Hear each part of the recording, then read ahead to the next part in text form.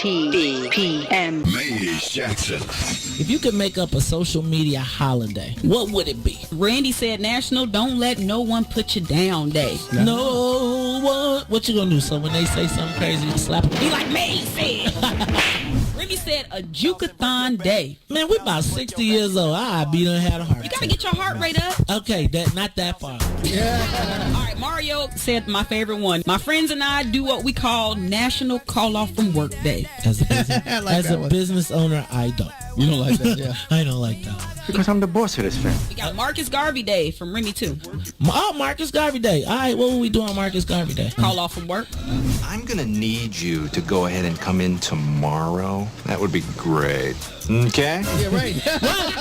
Every black holiday has something to do with calling off from work. You're cool. I'm out. about National Join a Positive Black Organization Day? Because I don't want to be recruited. I don't want to be recruited and the brothers be like, thank you. Thank you. How about National Tell White People the Truth Day? Tell them how you really feel. You can't handle the truth. Why don't we call that National Black People Get Locked Up Day? I'm going to tell them there's an African-American man threatening my life. Hello. The most dangerous show in the morning. Hi, I'm Cornell Dancer, and I'm in a runoff election for the new 21st Ward, a true public servant, someone you can trust.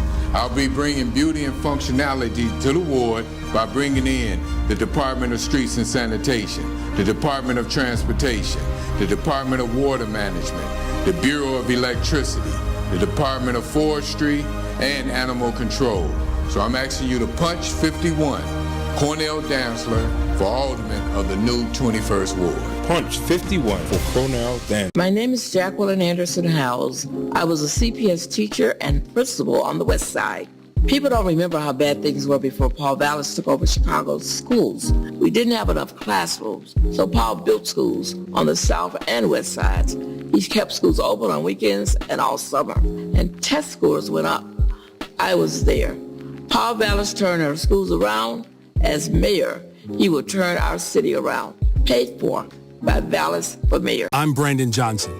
As a husband, dad, teacher, and county commissioner, I know firsthand the challenges facing our communities. I'm running for mayor to make it easier for working people and families to make it in Chicago, to stop the crime that's paralyzing our city by getting serious about addressing the root causes of crime, mental health, poverty, and hopelessness, and to get tough on fighting the waste in the CPD budget. As mayor, I'll train and promote 200 new detectives and hold officers accountable if they abuse our trust. I'll make our public transportation safe and reliable, improve our schools, and strengthen our neighborhoods by investing in the people of Chicago. I'm the only person running for mayor with a balanced budget plan to do these things without raising your property taxes. The only one. I'm Brandon Johnson, asking for your vote on or before April 4th. Together, we can move the city forward and make Chicago work better for all of us. Paid for by Friends of Brandon Johnson. Dr. Craig Williams, former CPS administrator, on what he saw when Paul Vallis ran Chicago Public Schools. I was there when Paul Vallis turned our schools around. Don't let anyone tell you different. Paul Vallis invested in our long-neglected neighborhoods, building new schools and updating facilities on the South and West Sides, awarding a majority of contracts to minority and women-owned companies. I saw the results. I was there when math and reading scores went up in our schools. Paid for by Vallis for Mayor.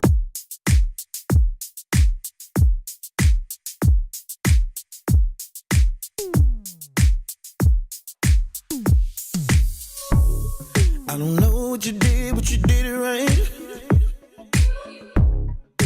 Girl, you make it look so easy. Everywhere you go, heads turning left and right. Can't say you a dime, you're a 20-piece. 'Cause girl, you're the reason I be acting funny. Everything in me telling me don't let you get away. And all the guys looking like they wanna love you. Every day I'm your body, got not over my dead body. Why you gotta look so good? Why you gotta look so good? Why you gotta look so good?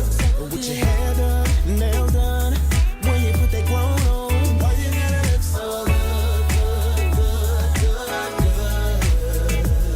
good? With your hair done, nails done, when you put that clone on, girl. Why you gotta look so good? I can look and see you're not an average chick. You're shutting it down everywhere you go. Girl, I want you as bad as I want a check. 'Cause you're sexy from head to toe. Girl, you're the reason I be acting funny. Everything in me telling me don't let you get away. And all the guys looking like they wanna love you. Every day I'm your body, got not over my dead body. Why you gotta look so good? Why you gotta look so good? Why you gotta look so good? With your hair done, nails done,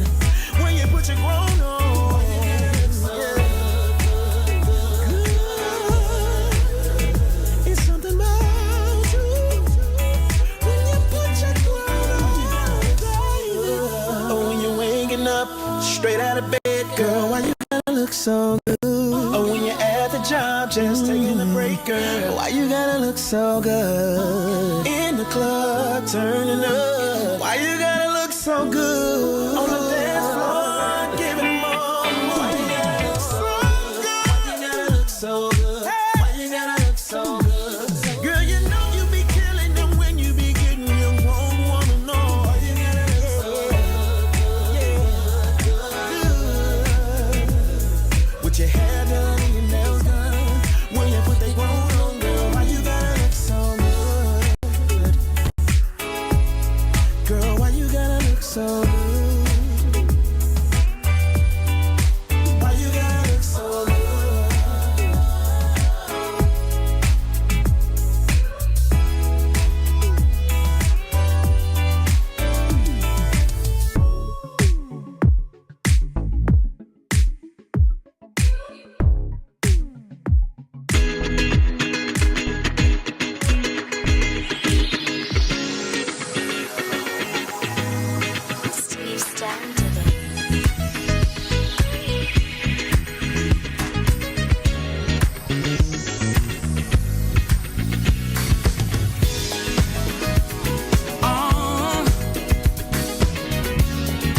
Let's reminisce, yeah.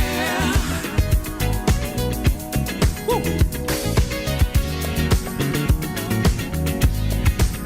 See, I remember the first day we met, a Thursday night at the club I'll never forget. Do you remember the words that I said?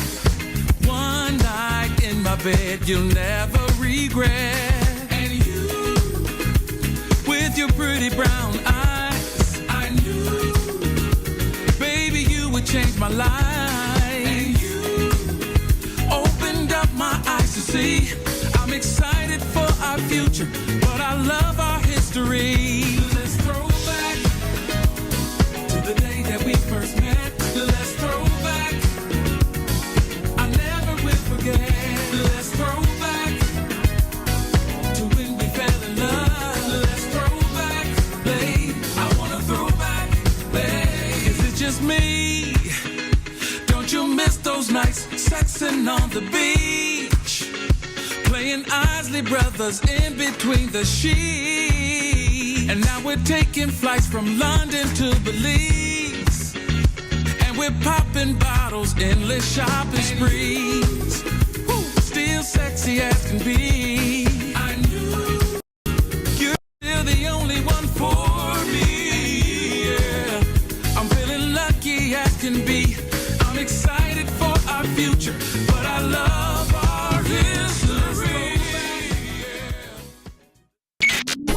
WIFTBPM. Uh-oh, what's in it for the black people? You are listening to the most dangerous show. This is What's in It for the Black People Radio. Mays Jackson. Mays Jackson, the most vociferous advocate for black people in the world. For Ruthie Moore, for Ty Stroger, I am the host of the Mays Jackson Show, asking every single day, what's in it for the black people? And if you don't like it, you can still tell them Mays said, Mayor Lightfoot, man, we ain't accepting that. We ain't accepting that. Let's go. Yeah. Let's get down to business and go ahead and address the facts, man. Lightfoot seems more lesbian than black. Rahm Emanuel's another case, he was just as tired. 50 closed schools left much to be desired. Police had Anjanette naked on that body cam. They suppressed the footage so it couldn't touch a lot of hands. Reminds me of that 16 shots in that cover-up. Both of them similar, so I went and dug it up. George Floyd killed, a lot of riots happened in the town. Southside burned and they wouldn't let them bridges down. Grandmother sick, need a prescription and plus a couple groceries. You gon' have to travel just to get it now. COVID-19 out here shutting all the business down. Not enough SBA loans to even give around. So many failed businesses that you could put them in the pile. If you don't survive the pandemic, it's gonna sit you down. We sing, dance, play ball, entertain, and crack jokes. Government infested black neighborhoods with crack smoke. System that milked us so bad we got lactose. Still trying to find out what's in it for us black folks. We sing, dance, play ball, entertain, and crack jokes. Government infested black neighborhoods with crack smoke. System that milked us so bad we got lactose. Still trying to find out what's in it for us black folks. Shout out to Willie Wilson, hope one day you get to send it. We need some different players in the game to handle business. Too many shady characters like Madigan and Blago. But when you really break it down, it's typical Chicago. City full of gangsters, it's what the land was built on. Same streets with hood legends, DNA get spilled on. Carjackers out here lurking, trying to get they steal on. Looking for a block to put them Hellcat wheels on. Let us give bogus appraisals a red line. Car crackers out here getting minimal fair time. And I'm concealed carry, I stay with the pipe. But Illinois gun laws giving minimal rights. Stay up on the swivel, make sure I'm moving tight. Check all of my mirrors when I pull up to the light. Pick my homie up from out of town, man, he caught a flight. He was hella nervous, told him, shorty, this a way of life. We sing, dance, play ball, entertain, and crack jokes. Government infested black neighborhoods with crack smoke. System that milked us so bad we got lactose. Still trying to find out what's in it for us black folks. We sing, dance, play ball, entertain, and crack jokes. Government infested black neighborhoods with crack smoke. System that milked us so bad we got lactose. Still trying to find out what's in it for us black folks.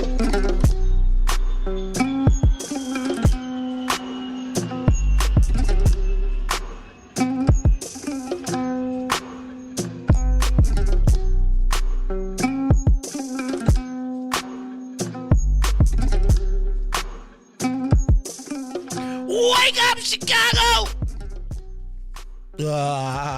Yeah, wake up, world. This is the Mays Jackson Show on a frizzy Friday.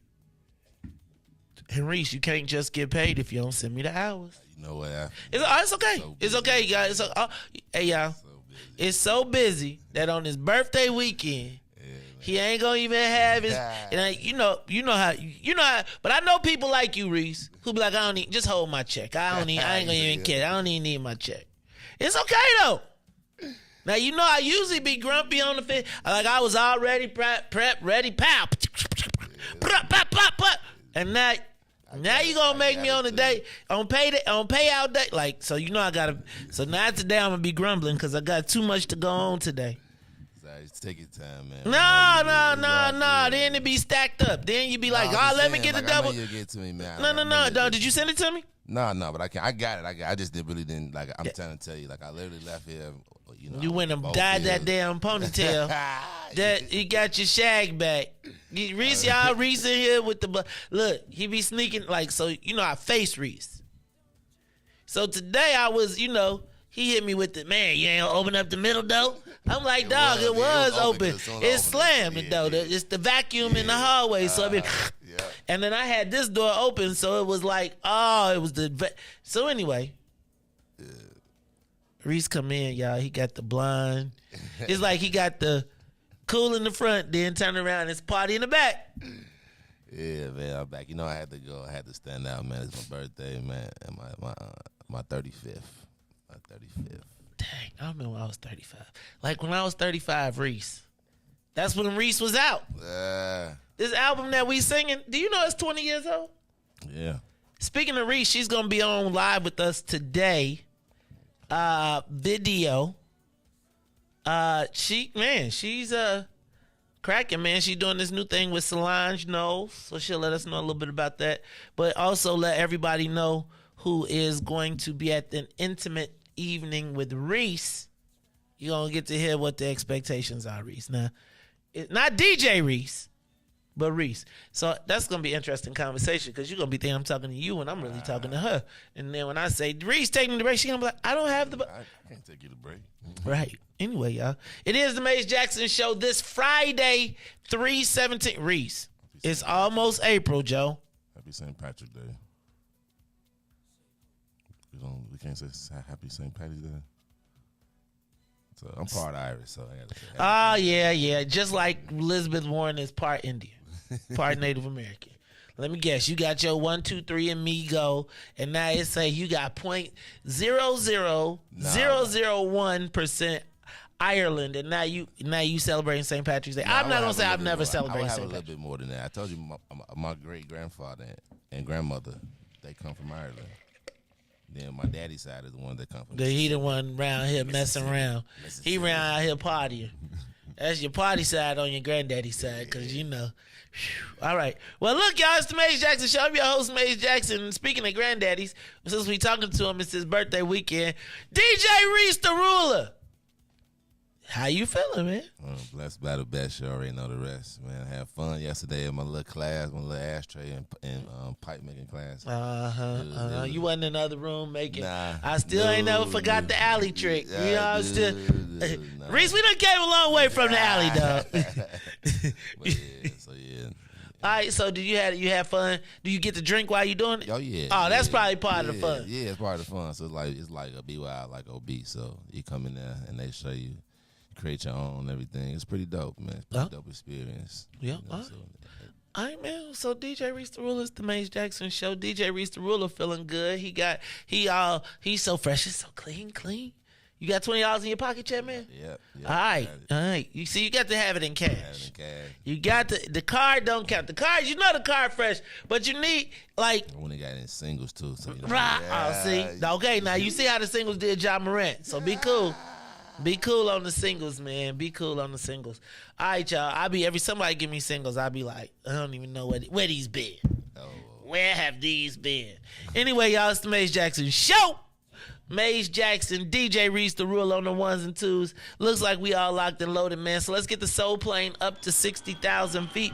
We are up and away, and I'm going to try and stay on some track today. Hey, y'all, I've been getting fussed at because they say you don't do no commercials. I love you, but so don't be surprised this week you finna get bombarded.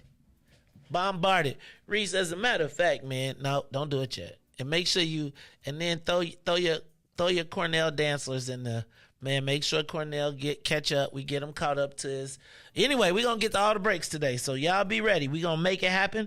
This is the Maze Jackson Show, and I done hit the wrong button. See, this is why I need my papers back.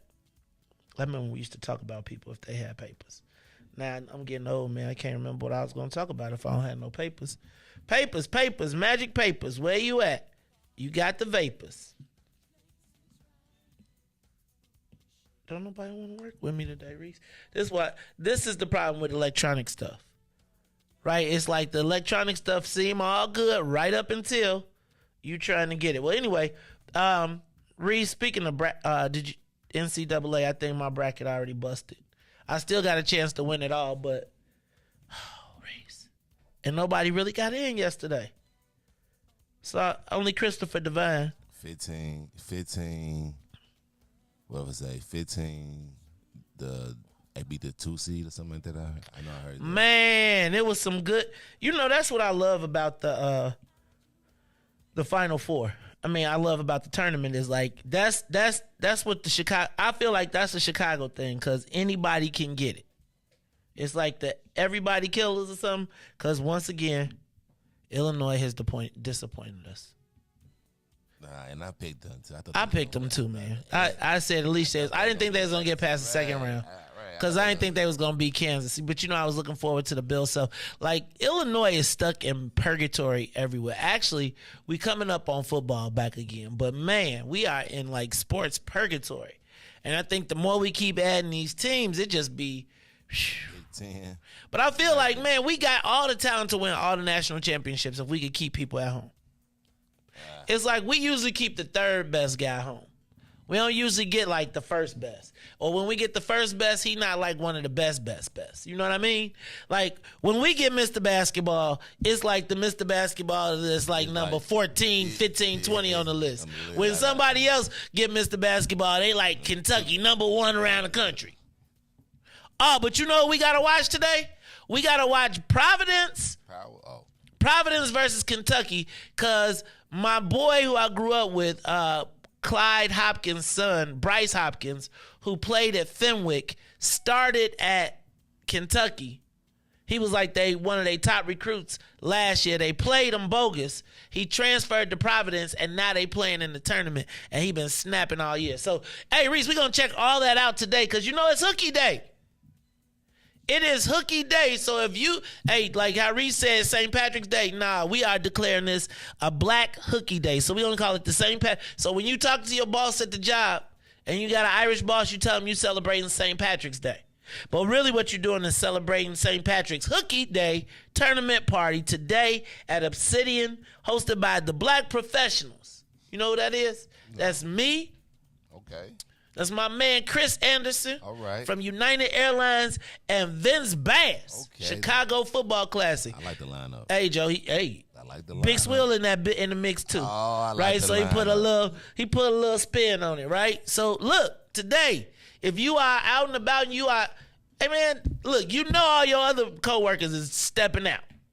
They stepping out, they gonna be like, yeah, I'm on my way to lunch. When you go out to lunch, just don't come back. Do that Bernie Mac. When you know what I'm saying? When black people break, they break. You know how you say you go on lunch? Right. You go on lunch. We going from 11 a.m. from the first game to 11 p.m. the last game. Reese, yesterday, man, it's going to be on and popping. Bald head coming through. He got some little turkey tips. You ain't open early enough. Turkey tips. Look, last time I had the rib tips and everybody was like, man. Tried the turkey tips? No. I'm not eating those. Did somebody I had my own plate. They tell you they was good? Yeah, they did. Everybody was like, you got pork. Right. Turkey. I can't eat that.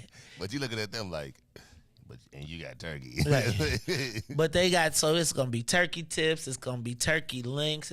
I fixed up the menu, so I finally heard y'all. So it's going to be all that stuff. It's going to be chicken. It's going to be barbecue chicken. Now, next thing you know, you're going to have a vegan section. The next no. Brother Sadiq called me. He was calling me yesterday. I was like, man, if this fool asked me about I got a vegan selection, I'm going to hang up this phone. And I ain't talking to him. Look, that's all right, you bring on. We should get him to bring some coleslaw up there, though, and some potato salad, because he does do that. All right, y'all, so don't forget it's ditch day today. Get your ditch on. We are going to be at Obsidian from 11 to 11. It's going to be the games. It's going to be socialization. It's going to be black people being excellent and great, the whole thing. So I'll see y'all a little bit later on today. I got to leave. That's why we're going to get out here on time today, because I got to leave up out of here. Plus, we got Reese today at 7:30. Not DJ Reese, but Reese. She's going to be talking about an intimate evening, and she's going to be letting us know about, man, she's re-recording her album for the 20-year anniversary. You know, artists re-record them at 20 years so they can keep the royalties. So you ever notice how every time somebody's album turned 20, they re-record it and it'd be like the 20th anniversary edition, and then that means that they can keep all the royalties. It reverts back to them. So they re-record it all, and then it's their joint. I'd be like, do they sound the same? But they do sound the same, because the magic just be like, just say you said it. Just act like you sang it. We got you. The debate last night. Ooh-wee. Somebody must have told Paul Vallis, you can't just keep, you know what? Paul Vallis was like, I feel like Brandon Johnson was doing Paul Vallis like Tupac was doing Biggie. You know how Biggie didn't never say nothing, and you be like, dang, Biggie, say something. Say something. Paul Vallis was swinging back yesterday. You know, it was like, you ever see them fight videos where the dude keep pushing you, keep push you, then all of a sudden the soft guy turn around and take a swing and take a bit. Man, Joe, he did not get punched yesterday. Speaking of punches, did you see the video I posted on Rosita Shatanda? I want to know what the heck was happening yesterday. Hey, man, we got to talk about these campaigns too, right? Black folks. Let the press conferences happen. Everything else is just uncivilized. You know, I used to love them commercials. Remember when was it Charles Barkley? And he'd be like, everything else is just uncivilized. Y'all, we can't be scrapping at the press conferences. Let the people have their press conferences. That make people think you rattled. Like disruption. Say something to the black people after we just saw them gangbang the podium yesterday, okay? They just following what they see. You know what I'm saying? We cannot. Look, y'all. I saw it go down yesterday, and I know it's like disruptive, but it looks crazy on TV. Like it look like no matter how you call it, it just looks. It looks. And people from a distance can't tell who's who, right? What do you say? Don't argue with a fool. Don't argue with fools because people from a distance can't tell who's who. Y'all, let's talk about that a little bit later. ComEd 4 trial is underway. For all the people, so I'm gonna watch the ComEd trial, no gloat. Right? Like, it's a lot of people that tried, but Reese, I'll be watching this thing and I realized they was working me, dog. Like, they was actually working me, and I didn't realize I was getting worked. But we'll talk about that a little bit later. Brandon Johnson, major announcement today, Reese. Major announcement from Brandon Johnson today. Do you think he's going to give it at the Harrows? Oh! Sorry. So do you know that picture was 4 years old? Oh, it was? Yeah. Oh, it's like they just did the man. They did that after the first election. That picture's 4 years old. I feel bad. Yeah, I feel like they got him, though. It's like, got him. Got him. That's why social media is so terrible. A brother can't even mind. They was minding their own business. Both of them had already lost. They was genuinely eating chicken. It wasn't even like a setup. It was genuine chicken sharing moment. And now we done embarrassed the people all across the country. I showed some black people the other day, and they was like Paul Vallis people. But when I showed it, they face first was like, "What are you trying?" You know what I'm saying? Like they was like, Paul Vallis people. Black people that's Paul Vallis people. Oh yeah, a lot of them. What? A lot of them. They live in the city? Yeah. They Paul Vallis. It's black people that's Paul Vallis people? Yeah, see, I feel like it's something going on and people just need to shut up. Right? It's like people... Anyway, I ain't going to even go there. But anyway, guess where the announcement is, Reese? Little Vilita! You know what this is? This is the... Because they ain't even put who it was. Reese... Today, Chewie Garcia, I predict, bends the knee to Brandon Johnson, and Stacey Davis is no longer Stacey Davis Gates. It is Queen Stacey MFNG because she made them bow. Reese, I did a whole Stacey MFNG, except for I assumed that he wasn't going to run. She had to fight for it, Reese. They didn't give it to her. She took the title.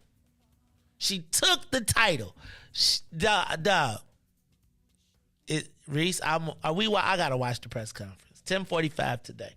I'm scared to go to Little Vilita though. They probably got my name on the wall or something. So I would go over there to look, but I don't want no problems.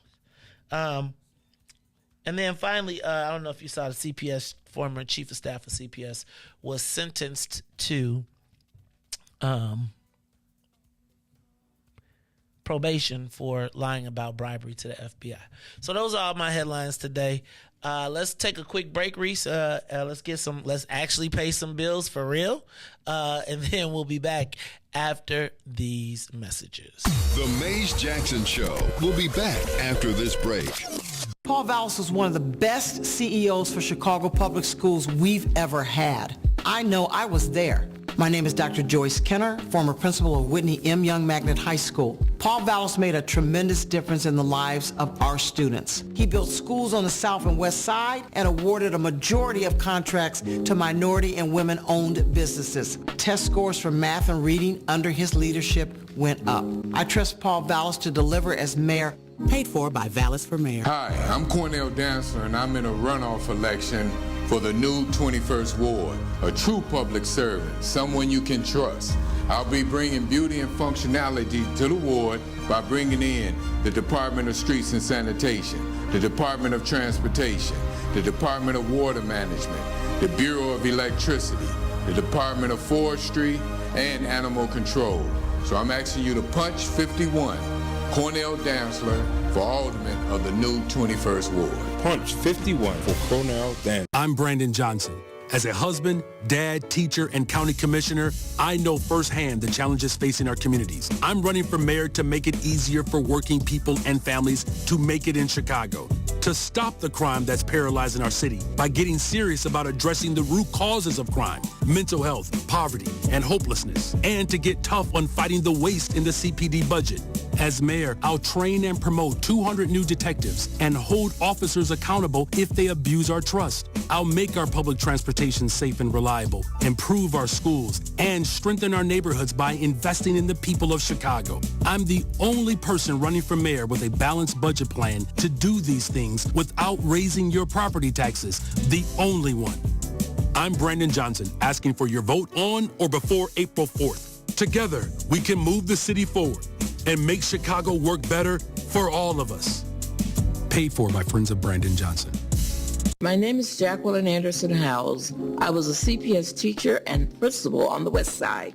People don't remember how bad things were before Paul Vallis took over Chicago's schools. We didn't have enough classrooms, so Paul built schools on the South and West Sides. He kept schools open on weekends and all summer, and test scores went up. I was there. Paul Vallis turned our schools around.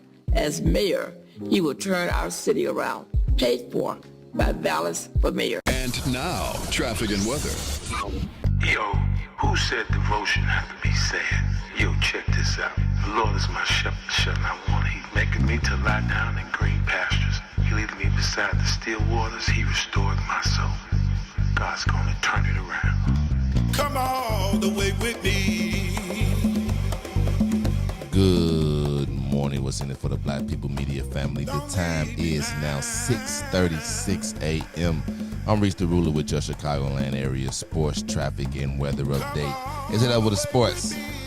Illini loses in the first round of the tournament against Arkansas, 73-63, while the Blackhawks get the jobs done in hockey against the Predators 2-1 in a close one. Let's head over to traffic now on the Kennedy. O'Hare to the Loop will be 24 minutes outbound to 18. The Eatons locked in at 28 minutes in both directions, while the Eisenhower is 29 minutes. The Stevenson from I-355 to the Dan Ryan will be 28 minutes outbound is 32.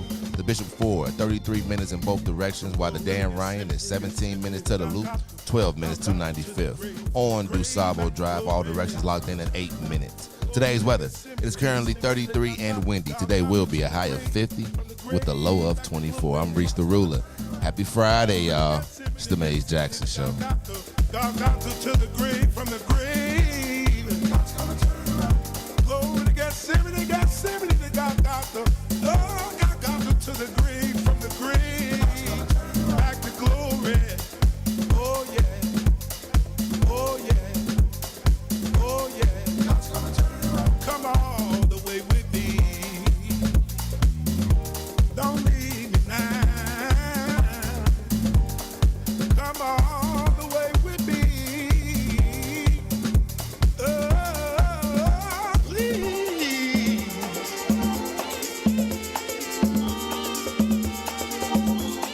God's gonna turn it around.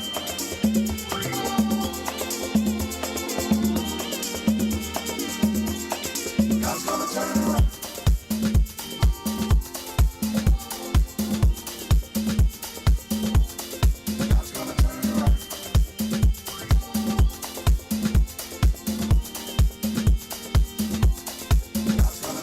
You are listening to the Mays Jackson Show. I'm your host, Mays Jackson. Got my man, DJ Reese the Ruler, on the ones and twos.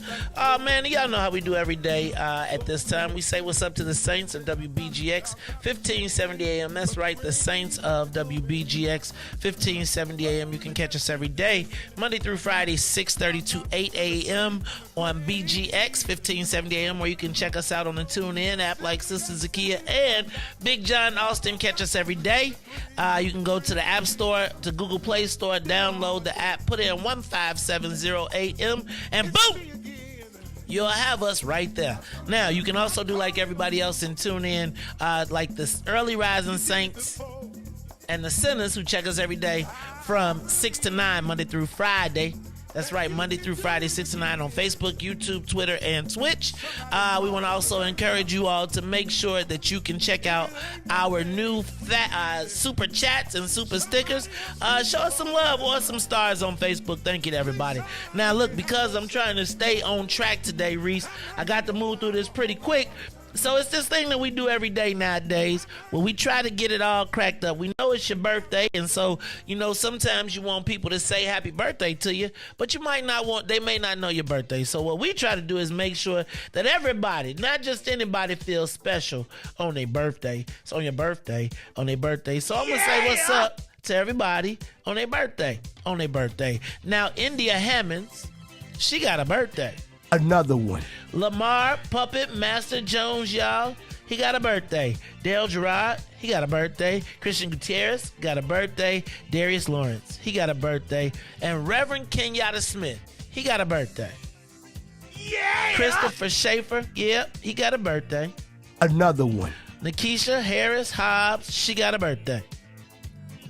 Curtis R. Monday, he got a birthday. And to my man Maurice Gunn, he got a birthday. What? He got a birthday. What? You got a birthday. You got your birthday. Yeah. You got your birthday. You got your birthday. Hey. Another You got one. your birthday. Hey. You got birthday. It's your birthday. Yeah. It's your birthday. Yeah. It's your birthday. Yeah. Everybody, it's the birthday. Sing happy birthday, y'all. Happy birthday to y'all. Happy birthday. Happy birthday. Another to one. y'all. Yeah. To y'all. Happy birthday.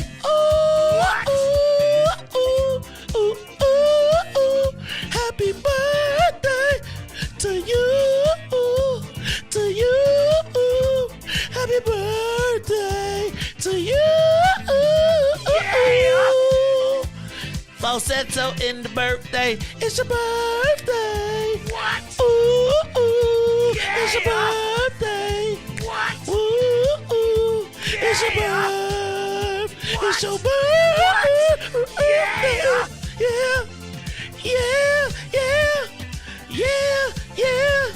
Yeah. Happy birthday, y'all. Another one. Happy birthday. Happy birthday on this Friday to you, and you, and you, and you. Nice. Happy birthday to you. Nice. Hey, y'all, check it out. And don't forget DJ Reese the Ruler. He got his birthday. It's Sunday, Reese, or it's Monday? I'll be here. Oh, so yeah, we going. What version we gonna do for Reese? I'll be here. We gonna have to get Reese's birthday cracking. But anyway, to everybody whose birthday it was, I just wanted to make sure we showed y'all some love on your birthday, Reese. It's that time. So I got the press release, Reese. I got the press release. Oop, excuse me. Let me read it. Let me see if I can find it, Reese. Because I feel like this is when I feel like I'm important. Like I done made the big time. So every morning, let me say this. Big shout out to the press team at the Brandon Johnson campaign. Because I'm not going to lie, I get a press release from them every day. And they sent and I appreciate their courtesy because they typically send you if there's something big, they will send you an announcement so you can plan your day around it. And so I got an advisory today that says major announcement from the Brandon Johnson for Mayor campaign. Today, March 17th at 9 a.m., we might have to go live, Reese. Dang, Reese. We might have to go live. We might have to stay live for it. Brandon Johnson for Mayor campaign will make a major announcement. Who? Mayoral candidate Brandon Johnson. But Reese, here's the key. Where? Livelita Community Church, 2300 South Millard Avenue, Chicago, Illinois, 60623. When? Friday, March 17th at 9 a.m. Reese, this could be it. Reese, this could be it. It could be finally, as Stacy MFNG, I affectionately call her Stacy MFNG, predicted that Chewie Garcia, that's my prediction. I'm not saying it's true, but this is my guess. Because for it to be a major, usually when it's somebody be like, hey, yo, Cam Buckner is endorsing us. Yeah, you know what I'm saying? Like such and such is endorsing us. Reese, do you think it's the time for Chewie? He finally bends the knee? Does he finally, Reese? Because look, check it out. It's at the Little Velita Community Church. Now, you know, like when the Civil War was over, that was the Appomattox Courthouse. But you know, when you go to win, the king, the new champ, come to your joint, and all your people who been with you, they got to come to the church and they got to watch you bow to the new king. And I'm saying that this could be the bending of the knee of Chewie Garcia to the Black King. At least of the progressives. Reese, you think that's what it is? At the Little Velita Community Church, 9 o'clock in the morning on a Friday, which means it's going to kick off the fire that's going to storm them to the end of the campaign, and all the progressives will unite under one king? Reese, you think it's what it is? You think that's what it is? What y'all think? What does the audience think? Do y'all think at 9 o'clock Chewie will bend the knee? Reese, it's got me thinking. And so that is where we are now, which is why it's time for you, Reese, to hit the button. It's time for the social media question of the day. Oh, dang it. We got to open up the phone lines. My bad. Is Chewie Garcia the most important endorsement in the for the Brandon Johnson campaign?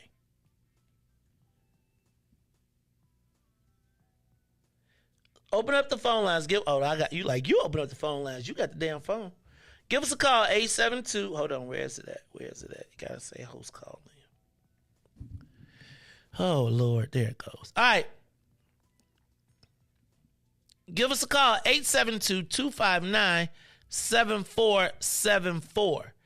Is the Chewie Garcia endorsement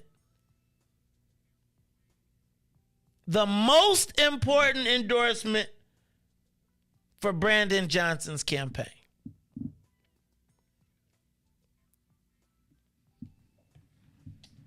Reese, I think, did I get it? Is it on? Give us a call, 872-259-7474. Is Chewie Garcia the most important endorsement to Brandon Johnson's campaign? Reese,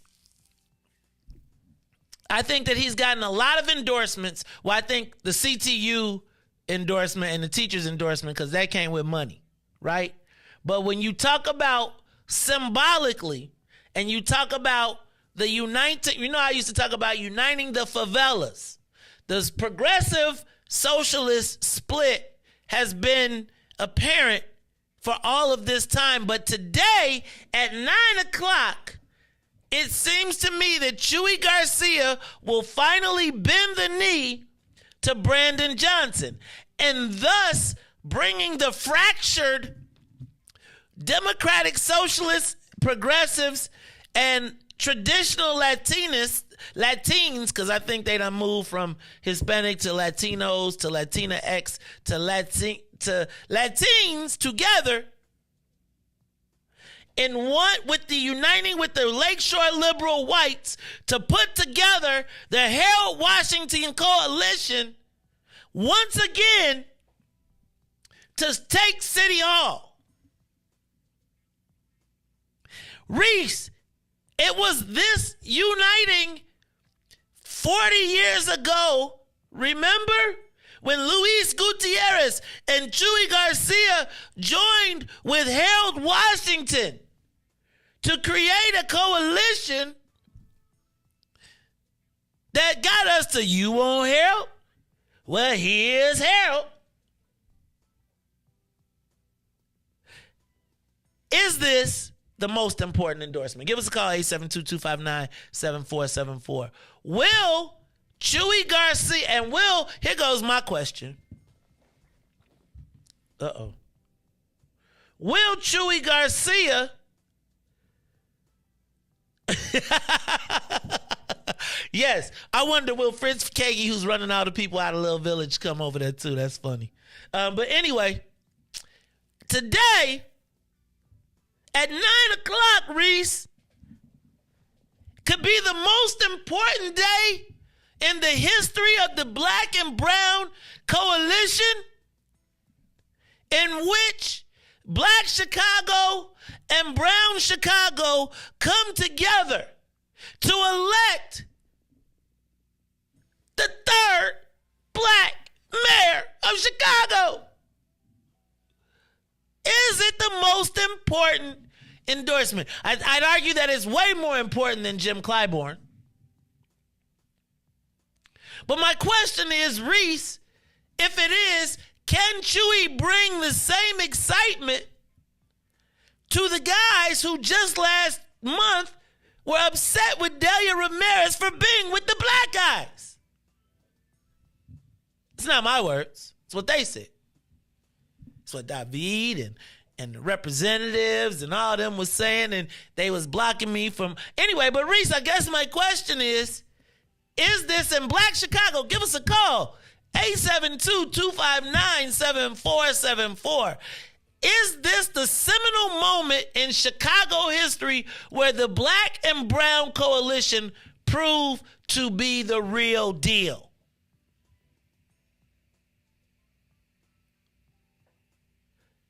Reese, this is major.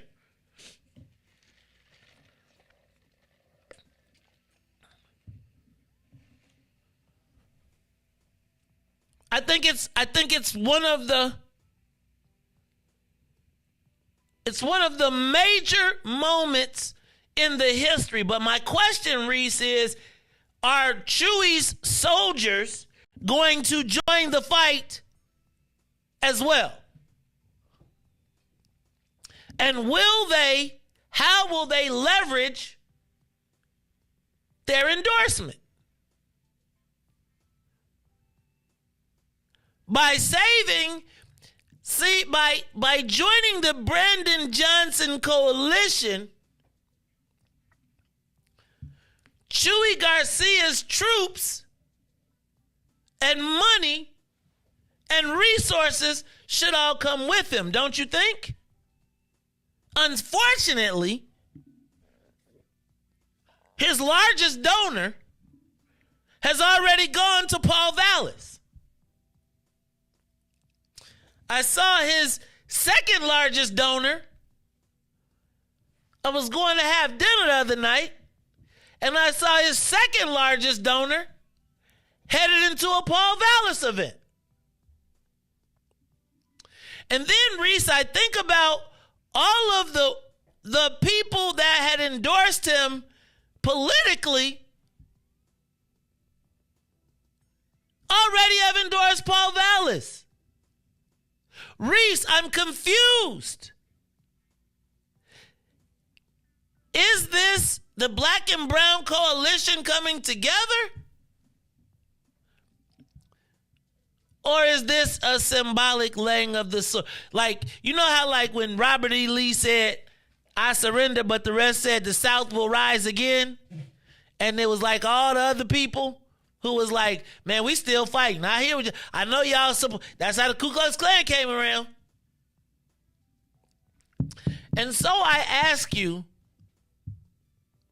will Chewie's endorsement be the link that brings everybody together? Because it's odd to me that people that have supported Chewie Garcia are already in the Paul Vallis camp. So how many of the people, like, do you think this whole army is coming with him, Reese? Like, do you think the young soldiers say, hey man, Chief bowing down because he got whooped? Now he telling us because he got whooped, he owed We got to lay our swords down. We got to put our pistols down. We got to put the... Wait. We got to... Hold on. We got to go work for them now? Hold on. So I've been living here, been working this land. I've been I built this deck. And now you telling me I got to give them 60%? Not you, to them. Reese. Somebody say we got our own gun. This is how clicks start. Right? This how the clicks start. This how you find out people be look, this is where you get your renegades from. How many Chewie's troops are gonna stay loyal and how many are gonna be renegades? His money people, the connects, they took the connects over to Paul Vallis. Now it's the street soldiers like, hey, look, the connect coming to, you want to be the new connect? All right, you go to the meeting, you can sit there, but you know I'm still the connect. He about to retire. He telling us to give away your whole, he telling you got to lay down for the next 40 years. I'm taking the connect over here. Do the people stay with Chewie or do they go with the connects? Look at Reese, see? Loyalty. So is it loyalty of the connect or is it the dough? Because all the money just... Huh? You gonna starve? No, you ain't gonna starve. You just got to give up 60. You got to give up 60, 40. If you mess with the connect, right? Huh? If you mess with the connect or if you stay. I mean, most people, they gonna go to the money, Wait, they not gonna stay with the connect. They not gonna stay. Some will, but some gotta go eat. Hungry, man. It's a cold world out here. Interesting. So I'm curious to know, how important is the Chewie Garcia endorsement to Brandon Johnson? See, I feel like the people that was with I feel like I'm not seeing him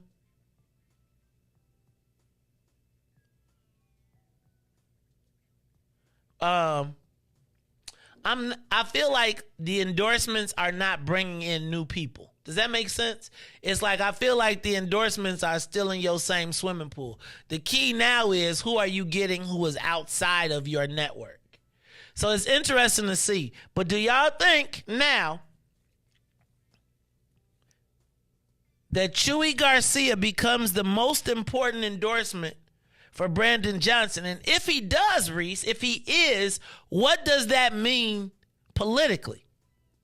Like, what do you think there was negotiation, or do you think he just came and laid down the sword? Or do you think it was terms? I think it's always negotiation. You don't think it was just idealistically like, we're both progressives? You don't think that they just said, okay, we both progressives, we down? Like, what? Wait, you don't think they just did it out of altruism? No. You don't think he was just like, hold on, Chewie, no, we are of the same, we believe the same, we have the same beliefs. I mean, that's probably how it started. We believe the same, but then it was like, hey, man, I'm hungry. Man, he probably come, man, we got the same beliefs and everything, but he definitely asked, what you gonna do for me? What? Wait a minute. You don't think it's just, so you don't think that's a sellout move for him to say, hey, man, what you gonna do for me? Wait. You mean to tell me that you think, hold on, Reese. You mean to tell me that you think that Chewie Garcia, who is been the moral authority of the progressive movement, he's been the face of it, he's been their leader, you don't think that he just felt obligated to support Brandon Johnson because they've been partners in the same movement for the last 10 years? That's where he probably wanted to go, but I'm sure in that agreement, he was like, all right, if I give you my endorsement, then what? Like, you think Brandon had to eat some tacos? Yeah. He better not have no. You think they had a meeting over tacos? Better not have no picture out, Brandon. Nah, but I'm sure, man. It's, like, and I'm sure that he had a conversation with Brandon too to see, which side was going, feed him better. Oh, you think he had a conversation with Dallas too? For sure. And wait. Sure. You mean he tried to? Wait. You mean to tell me he didn't side with the progressive? You don't think he just said, I can't even talk to them over there because they're right wing? You don't think all the racism and all that he ain't talked to? I think he wanted to listen. A good person always listens. So I'm sure he probably was leaning towards one way, but he definitely gave it a listen. You got to see, which side you think is going to win, which side can get you more if they win, which side you can help out, to like win, and you can push the edge a little bit. You got to always, self-interest is number one. Wait. What about just the black and brown coalition, man? What about the democratic socialist ideas? Are you telling me that you believe that there was some negotiation before Chewie Garcia potentially could be endorsing Brandon Johnson? It wasn't just morals and ideals? Whatever could you be talking about, Reese? That's why we'll talk about this some more when we come back. After these messages, it's the Mays Jackson Show. We'll be back right after this. The Mays Jackson Show. We'll be back after this break. Mays Jackson.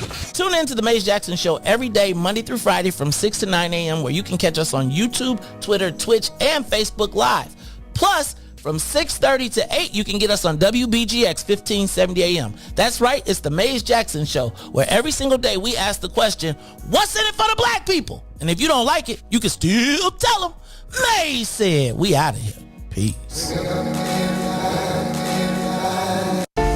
My name is Cassandra J. Matz, your candidate for Village Trustee of Olympia Fields. I've been a resident of Olympia Fields for 30 years. I believe in building strategic partnerships, establishing governance boundaries, and have and will continue to dedicate my life work as a respected and credible voice when it comes to decision making. Olympia Fields has always been a community of familiarity and comfort, and I want to make sure the village stays that way. On April 4th, vote for me, Cassandra J. Matz, for your Olympia Fields Village Trustee. Paid for by Citizens for Cassandra J. Matz. Dr. Craig Williams, former CPS administrator, on what he saw when Paul Vallis ran Chicago Public Schools. I was there when Paul Vallis turned our schools around. Don't let anyone tell you different. Paul Vallis invested in our long-neglected neighborhoods, building new schools and updating facilities on the south and west sides, awarding a majority of contracts to minority and women-owned companies. I saw the results. I was there when math and reading scores went up in our schools. Paid for by Vallis for Mayor.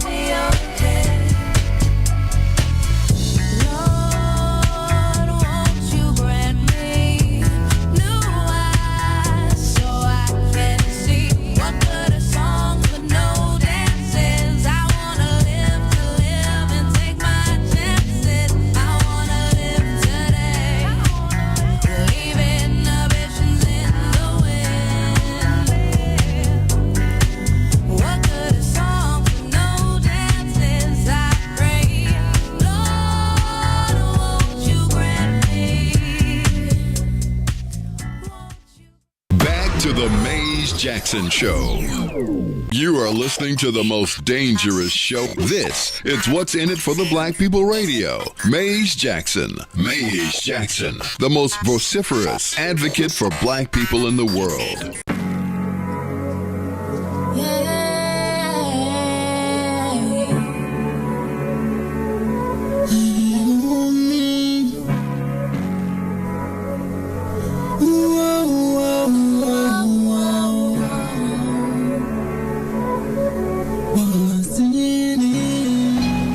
For the black people, cause economically we are not equal. Waking up to lies, can't doze no more. I told y'all, yeah, this a dangerous show. Don't go to church if you ain't trying to help us. Don't even try to be around and can't protect us. We see the lies, not other politicians. We need money and no symbolism. It's Mays and Reese and Ruthie and Ty, explaining how we all come from God, giving us tools to beat the odds. If we united, our movement gon' stop. If they ain't tryna help us, they ain't tryna do nothing. We gotta do something, we gotta stop running. It's time to confront the problem. Really, you expect you oppressed, it's all wrong.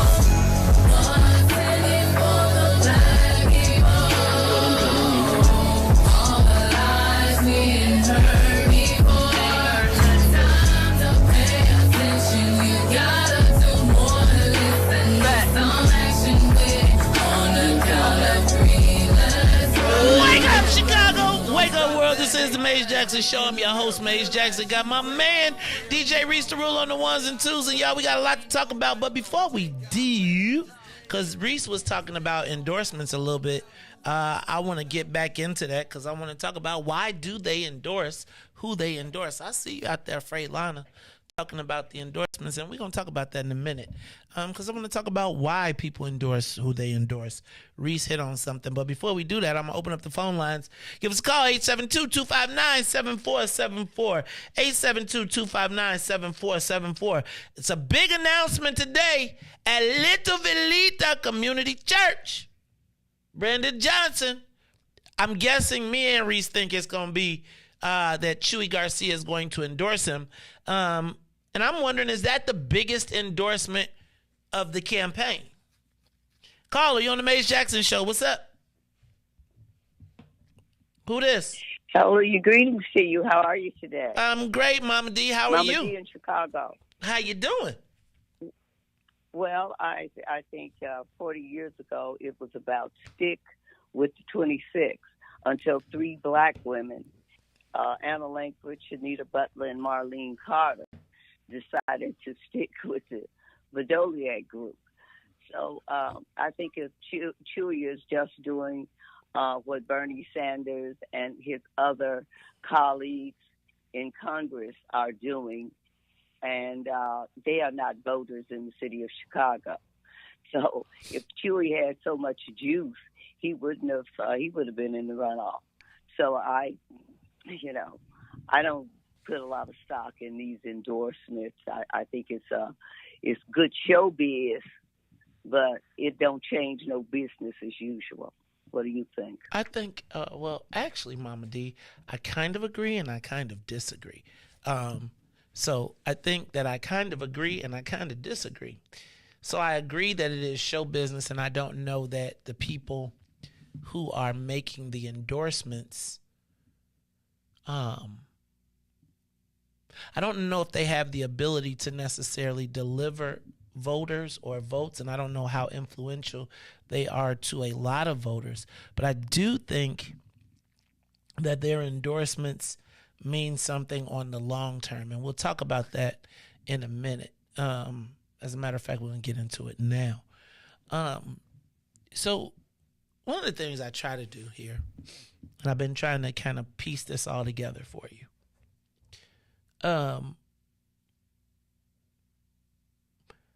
So yesterday we saw a few endorsements flying around.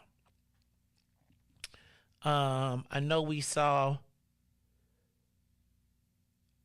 Bernie Sanders, we saw Elizabeth Warren, and we saw Representative James Clyburn, three national figures, endorse Brandon Johnson. We've seen people like Jesse White Alderman Walter Burnett. Yesterday we saw Emil Jones. We saw Michelle Harris. We saw David Moore endorse Paul Vallis. We saw Jamal Green endorse Paul Vallis. We saw Cam Buckner endorse Brandon Johnson. And I watch as the endorsements fly back and forth and the responses to black endorsements fly. So we saw Joyce Kenner, right, endorse Paul Vallis. We've seen today. We'll see if Chewie Garcia jumps on to Paul Vallis, and Reese.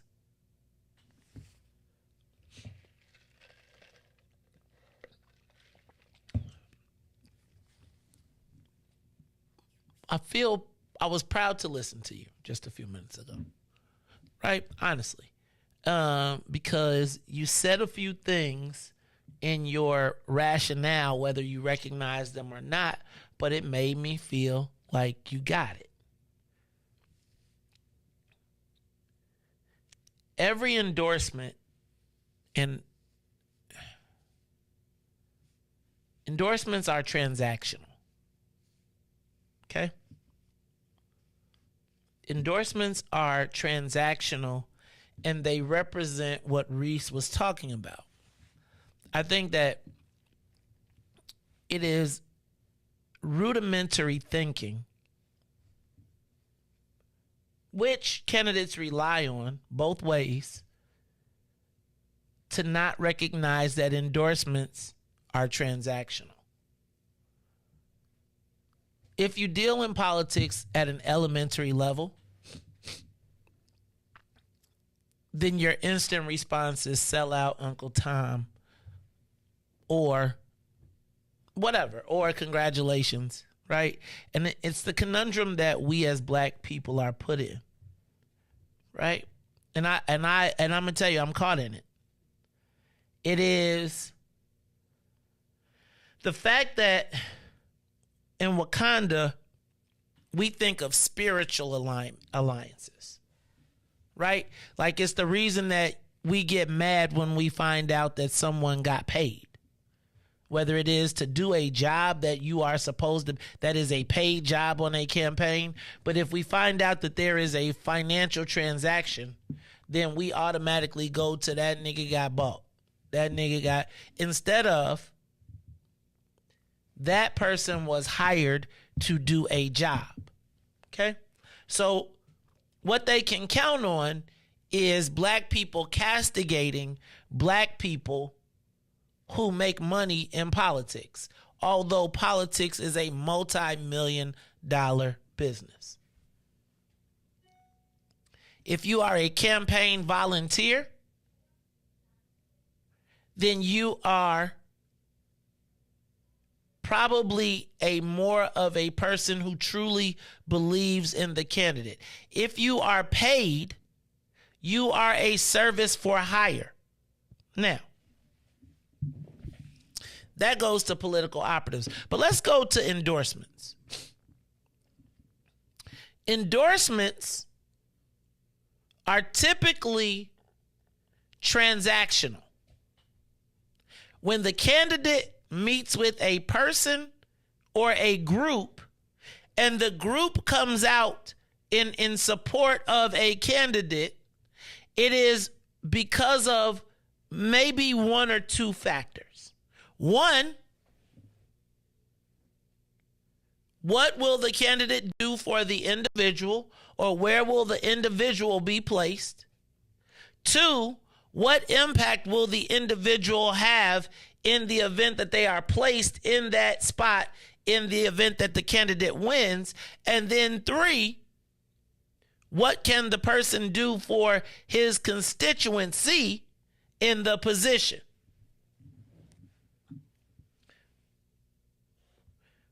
We are in this space that it is a risk and reward system. And it works both ways. If you believe that Chewie Garcia and his people are working for Brandon Johnson for no cost or for no transaction, you are sadly misinformed. Before Chewie would lay down his sword, he had to negotiate his terms for the endorsement. Now, if he was smart, he said, I want these committee chairs for my people in the city council. He said, I want to be in control of these departments, and I would like this many jobs. And he negotiated that out of what is the city's largesse. And then after securing or making sure that you don't kill his family or his troops, then he says, I will bring my troops and my family, and we will do this transaction in a church, which seals the bond under God. Now, I'm being a little symbolic. But do you understand that? So now, there is a reason that they need to, and when I say they, the powers behind Brandon have to negotiate with Chewie, is because they are trying to unite all of those factions together to slay the other side.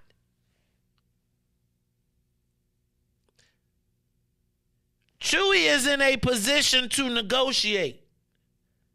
Because the average alderman, the average politician, the average person watching this who is not who is an inside understander recognizes that if you are with Brandon Johnson and you ain't trying to get nothing out of city government, then it's okay. But if you are trying to get something out of city government, you know that Brandon comes with a mob of 5,000 to 10,000 people. So all of the jobs, all of the contracts, all of the stuff has to go to his family, right?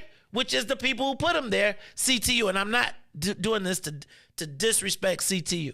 And I'm not saying that he's bought, but I'm saying that if I am looking, Reese, at the field and I see a guy who has 20,000 open spots and a guy that only has 3, because Brandon already comes from a mob that's already trying to take, right? They already have said, we are CTU, we are trying to take this whole joint and we are trying to turn the entire system over. So I don't care if you worked 20 years to get to seniority, to finally be in a position.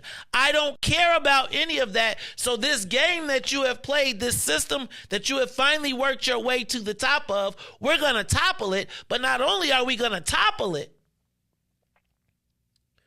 Reese, we're going to put all of our people in the slots. So now if you are the 8 aldermen or the people that look, you're looking across the thing and you're saying, that Brandon is already given away all of his power is already committed to his family. There really is no space for me. So when I go negotiate and I get to be on Brandon's team, what do I become, a foot soldier, or do I go to Paul Vallis and I'm a general? And it's not because of ideology, it is because of the transaction. Now, ideology and race are the factors because we are various constituencies. So as a black person, I want to know, what do black people get?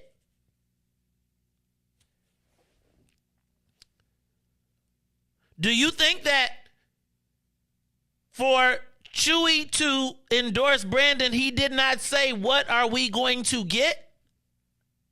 And somewhere in there, Brandon in the negotiations and has said, okay, I'll give you this. Now, if you are the black elected officials and you go into those same negotiations, they're going to say, we got this for you.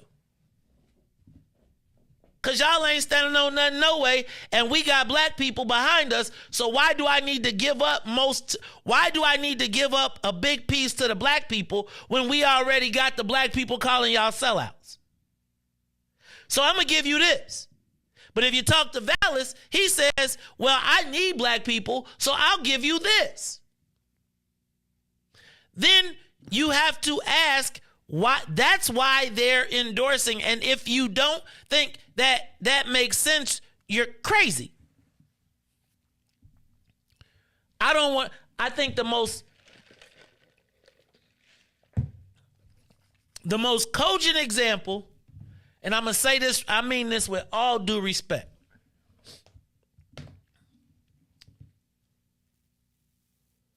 How many of you all believe that Tyrone Muhammad should be funded for ECCSC? Because he hasn't been. And we know that a variety of organizations have funding sources. We know that CTU funds community organizations. We know that the city government funds various violence prevention organizations. Right? They have all shut Tyrone Muhammad out. The person that has been willing to listen, to talk, to even incorporate Tyrone Muhammad policy into his platform has been who? Tyrone Muhammad cares about returning citizens. When they talked about the damn migrant shelter, Paul Vallis said we need to be focused on our returning citizens if we're going to be talking about migrants. Now, if at the same time Brandon Johnson says, I was with Delia Ramirez, when you talk about migrants in the shelters, who does Tyrone Muhammad logically support? The person that will fund him to do better and help him expand his program. Not the person that tells him, no, get in line behind our 20 other people. Now, if you are rudimentary in your thought and you think, oh, well, that makes him a sellout, so you're saying that all the work that he does in the community doesn't count because he talked to somebody who said, I will finally give you the resources that you have been putting in yourself?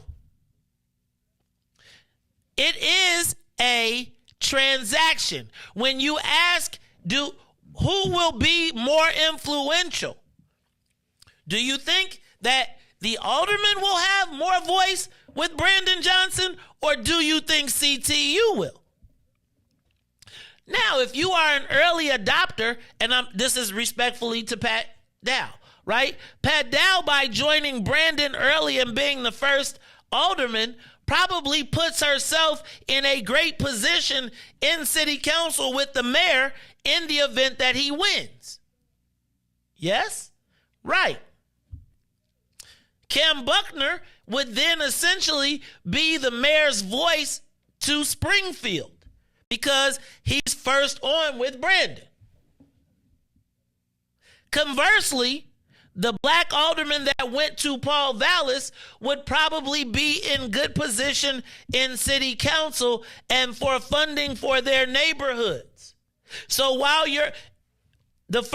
you think that the mayor, they would have a stronger voice with Mayor Vallis or with Mayor Johnson when you're already calling them sellouts for making a decision that they think will allow them to bring more resources? Now, now let me connect the dots. Do you remember the Lou Palmer situation? What I'm trying, and this is not against CTU, this is not against the alderman. This is about where will you be able to have more of an impact? You saw Anthony Beale standing with them and they're not all in alignment. I would argue that most black aldermen would probably that are currently there would support Paul Vallis, not because they are some Uncle Tom sellouts, but because they finally would be coming into their own as the Black Caucus with the most influence and be able to start to push. Now, conversely, the multi-generational, whatever thing that Mr. Johnson is putting together would then be able to push a multicultural agenda. There are no sanctimonious, there are no pure endorsements. Every endorsement has come with some level of transaction.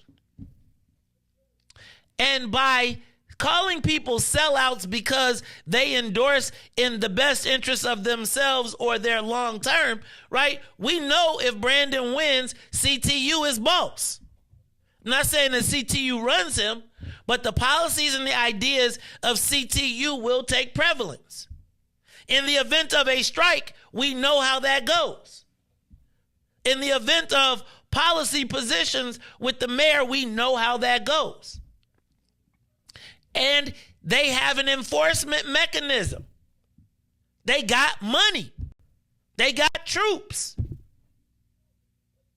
So instead of, Reese, if there's going to be somebody that's going to negotiate with you and there's somebody that's going to be like, you're going to either give it to me, I'm going to take it.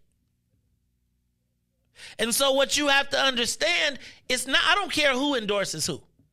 But I need for you to stop being like, oh, well, they standing up there like, you have to be more mature in your thought process. You have to be able to say, okay, somebody is up there because they want to be the head of Streets and Sand. Or somebody is up there, if I'm J. Mall, why would I negotiate to be with Paul Vallis? Because I would be asking to be the deputy mayor for youth engagement, right? Now, if J. Mall Green got to be that, where would he naturally go? Because he believes he could then help more people from that position. Or you go to Brandon and Brandon says, well, we already got Good Kids Mad City, so we don't really need you.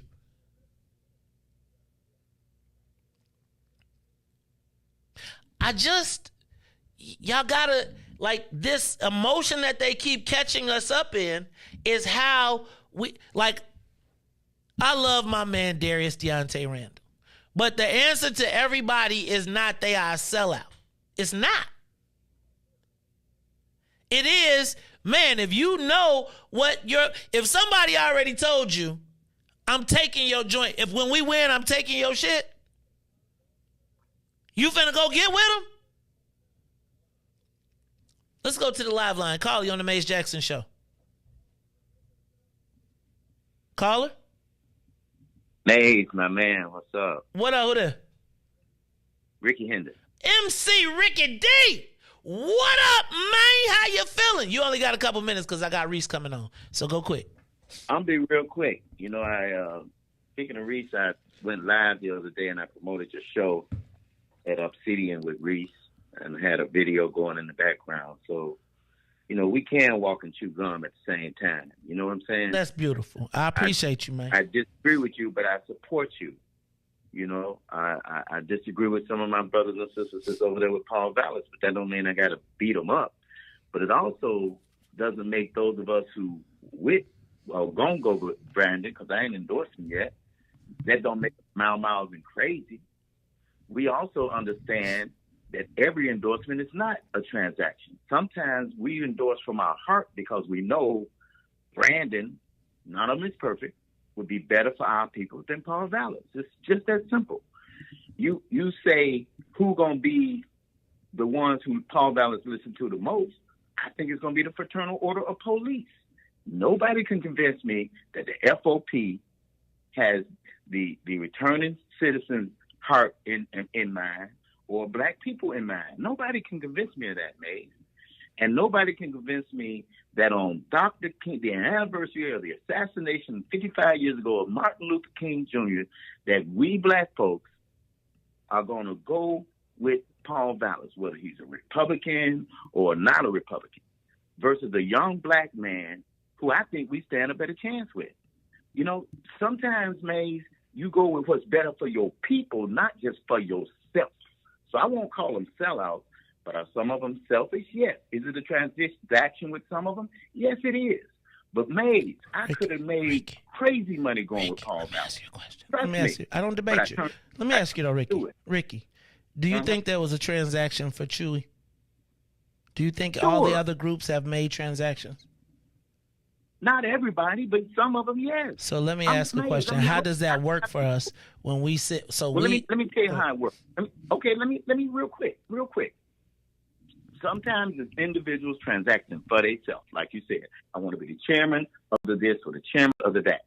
What's more important, you being the chairman of that, or us having somebody that we know, flawed or not, going to be better for our masses of black people than this individual?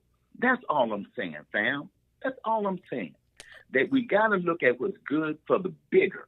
And that's that whole thing about Jamal eating the chicken with Vallis. It's symbolic of when Rahm ate the chitlins and Daley ate the chitlins. They think, some white folk, that if you just be cultural with black people, if you just show them that you eat chicken, that we will vote for them. That day got to be over too, my friend. It's got to be over too. That's all I'm saying. Yes, sometimes it's a transaction. Sometimes it's not. I could have made crazy money to be with Vallis. I was Willie Wilson's director of his field operations, and Willie went with him first, right out the gate.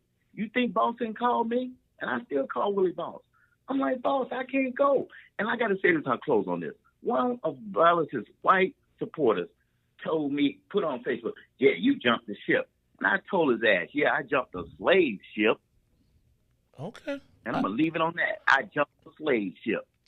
So I got you, and I think that is MC Ricky Hendon. It's one of my guys, man. I like Ricky a lot. I used to, I told you I used to pay people $25 a pop to take his sounds down, but now we cool. And I think that everybody has a good point. I just think like this: every time somebody tries to play with my emotions, tries to get me all riled up, and won't talk to me about what I'm asking, and says it's like I don't have a problem with any decision that anybody's make. I told you I'm undecided. But as I remain undecided, I just don't know that the whole I don't know that I'm going to take the rudimentary approach. It's like one of the challenges that we have is that we represent a constituency. But there's an ideology inside of that. And I want to know who takes care of our interests. Look, y'all, it's the Mays Jackson Show. I'm going to take a quick break because we're supposed to be talking to Reese in a hot second. So let's do this. Let's take a quick break. Reese, get a couple commercials in, then get her music going, and then hopefully we'll have it when we get back. It's the Mays Jackson Show. We'll be back after these messages. The Mays Jackson Show. We'll be back after this break. Calling all steppers and music lovers. Chicago, are you ready for an intimate night with Reese? Live, March 25th at 8 p.m. at Obsidian. Reese will perform live in front of 50, that's right, just 50 fans. So get your tickets now. This will be an event you do not want to miss. She will perform some of her greatest hits such as Ice King,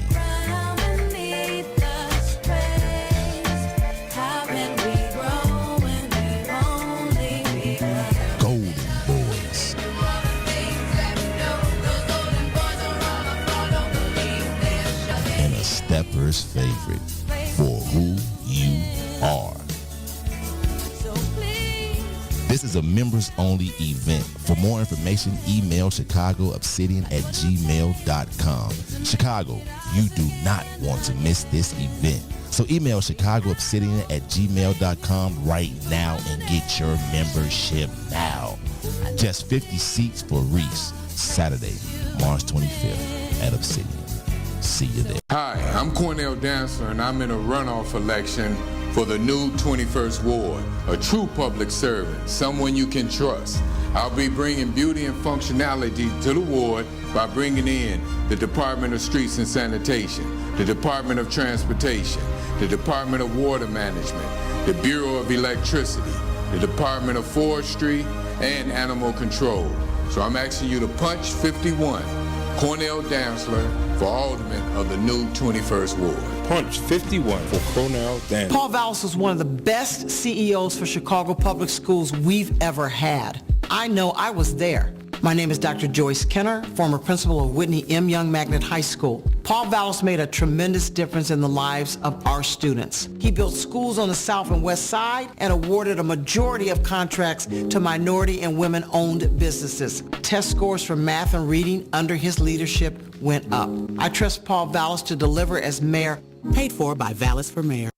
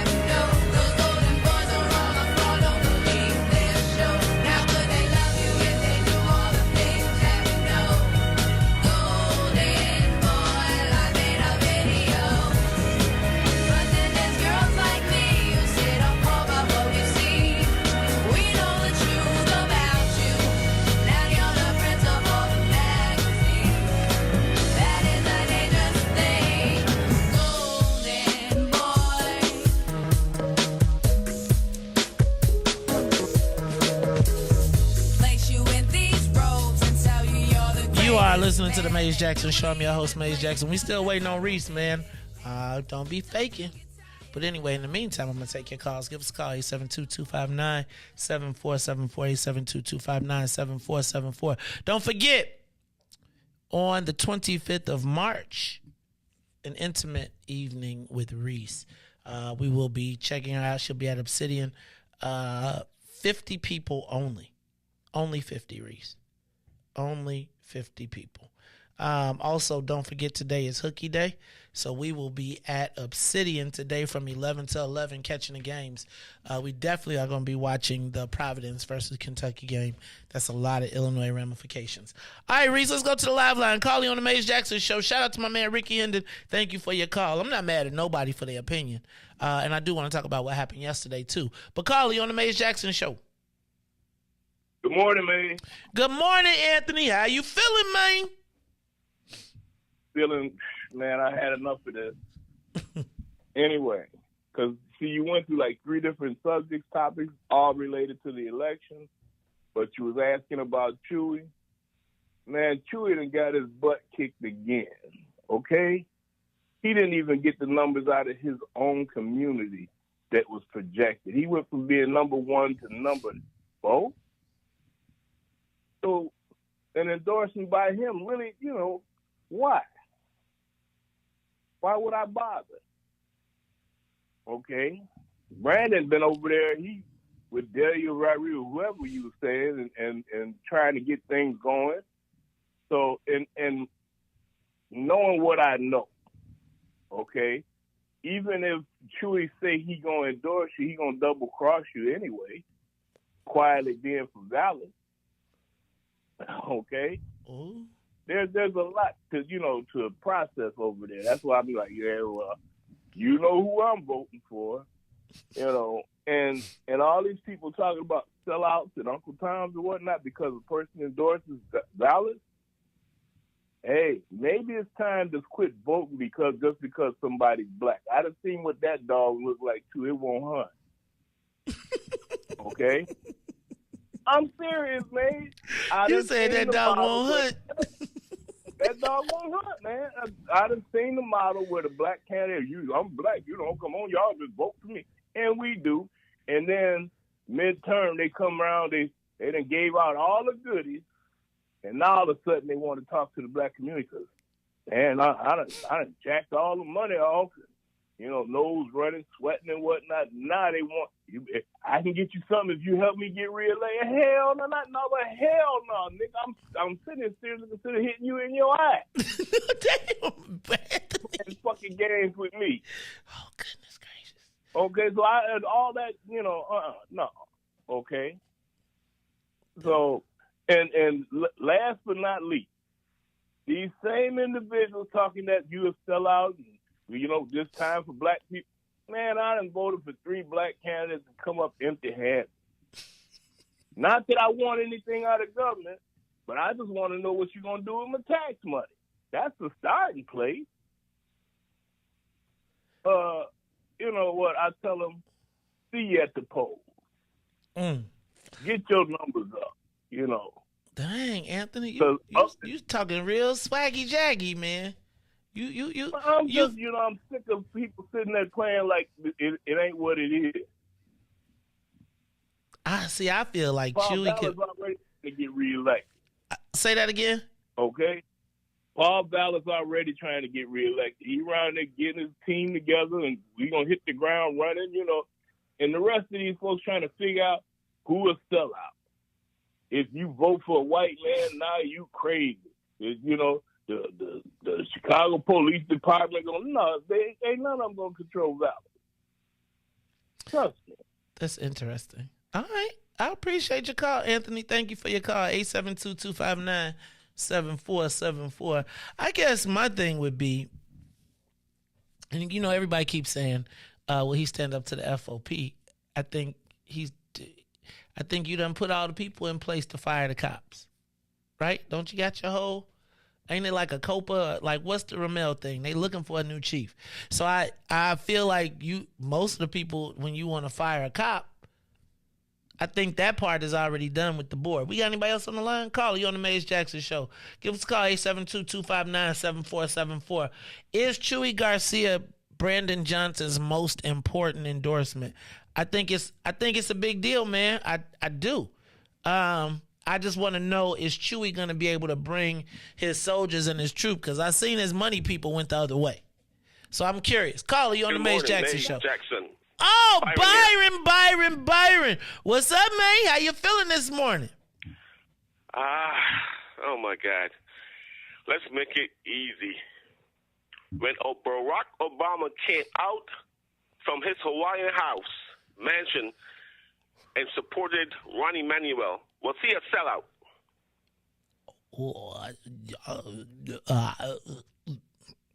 Okay. When he came out and made sure he take out Tim Duncan, who was doing something for the people on the West Side, so that Stratton can get in and make his law look stupid, was that a sellout from him? According to Mike Madigan and all the people that he paid to wear shorts they wear. Yes. Who is that? Yeah. It's amazing how people can call people all these damn names. From yesterday, I was listening yesterday, trying to get in yesterday, but you went on for 10 years. And the reason those people were in her ward is because the president allowed over 5 million people so far to come across that border, knowing that we are last and everything, to dilute whatever we had left, right? What president is currently doing that? It's Joe Biden, who's a Democrat, right?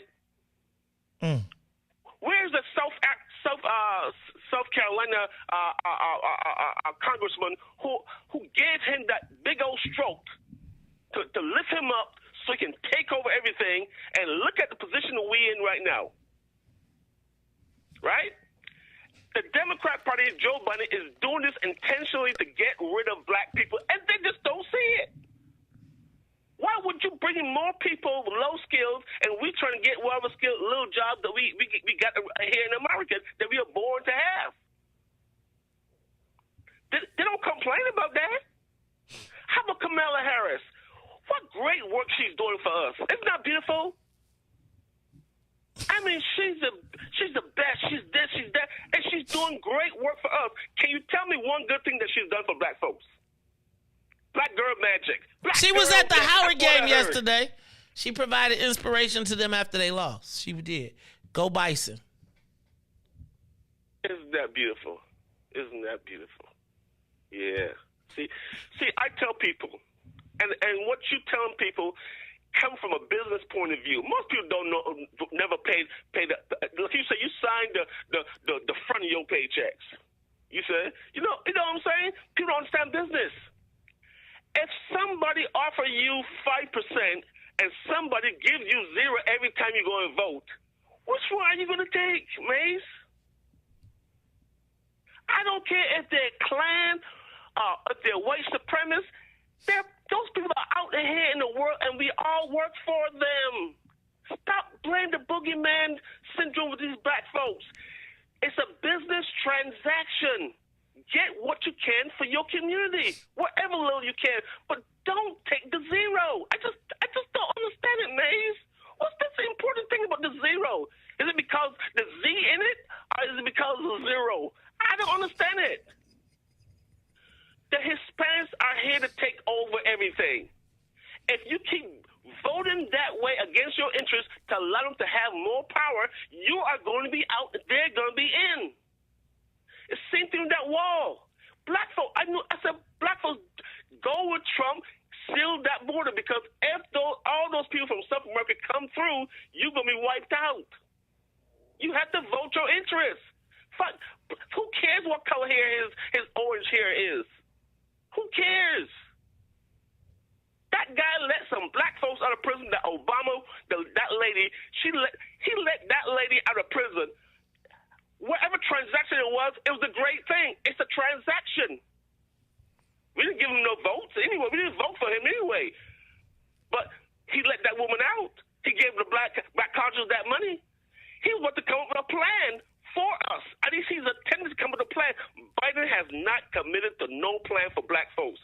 All he does for black folks is give them photo ops.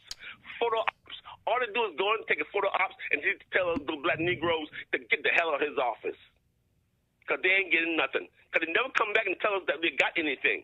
Because that means they ain't got nothing. If they got something, they would tell us they got something. All black folks want to do is shuck and jive. That's all they want to do. It's all about transaction, Maze, and I don't care what Ricky said. Ricky's my guy, because he will cut you. Tyrone is coming out. Tyrone is coming out strong. I think Tyrone can take him. But I'm not saying with both those guys. Celebrity death match with the claymation. Remember those? Huh? I said we're going to do a celebrity death match with the claymation. Remember those? Used to come on MTV. Yeah, man. But you know, we gotta do. I mean, Tyrone is right with what he's saying. I mean, it's a transaction, Maze. How come black folks just can't get it? Tell me, Maze. Come on. I know why you're quitting. I know why you're retiring. I know why you don't want to take more of this crap. I felt the same way a long time ago, but I still do what I can do along the edges, right? Along the edges, I do little things for kids and stuff. I help people out. You know, even people that are down and out, you know, renting and stuff, I give them a chance to move and so having to mess their go to court and killing their record and just making them harder for them to survive. I work with people, go ahead, just find a way out of it.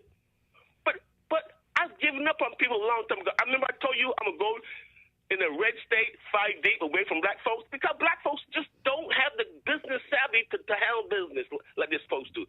We lost that business interest. You still have it, Maze. I know you have it, and you have a good heart for the community. That's why you stay so long, because I couldn't stay as long as you stayed. And I really appreciate it. But tell Ricky it's all about business. Everybody's doing business, except for us. I never heard Hispanics complain about jobs here in Illinois. I never hear them complain about we don't have enough jobs. They got all the damn jobs. Where's the construction jobs you see when you pass a site? Do you see black folks working in construction anywhere? I go down 294 to Gary every day because I'm remodeling some houses. And I always look to see, is there anybody black? I tell my friend, I didn't see nobody black. Because that's what I'm focused on. Even not giving up on black folks, I'm still focused on black folks. We need to have more black people working, and it's a pie, and it's a whole pie, 100%. And you got to get your piece of that pie. That's the bottom line, Maze. I appreciate taking this call this morning. Thank you, Byron. I appreciate your call. Celine mad, boy. Celine called you right-wing immigrant talking points. Now, Celine, what happened to the diaspora, man? Now you want, we can't be, we got, remember? This is me, right? I don't like the idea that we know that we are big. Like, family, if we got to do a backroom deal, let's do a backroom deal. But, like, the reality is, to tell me that we don't have the right to negotiate, none of this is the same thing you told. That's how we got Biden. Remember when Cube said contract with Black America? And everybody was like, no. We don't care if he said, I'll give you everything you asked for, including reparations. We don't want your stinking reparations. So I do think that this could be Brandon Johnson's most important endorsement. Sean Howard says every bit counts, even if he doesn't bring his people with him. I just don't know that Chewie Garcia, I don't know that Chewie Garcia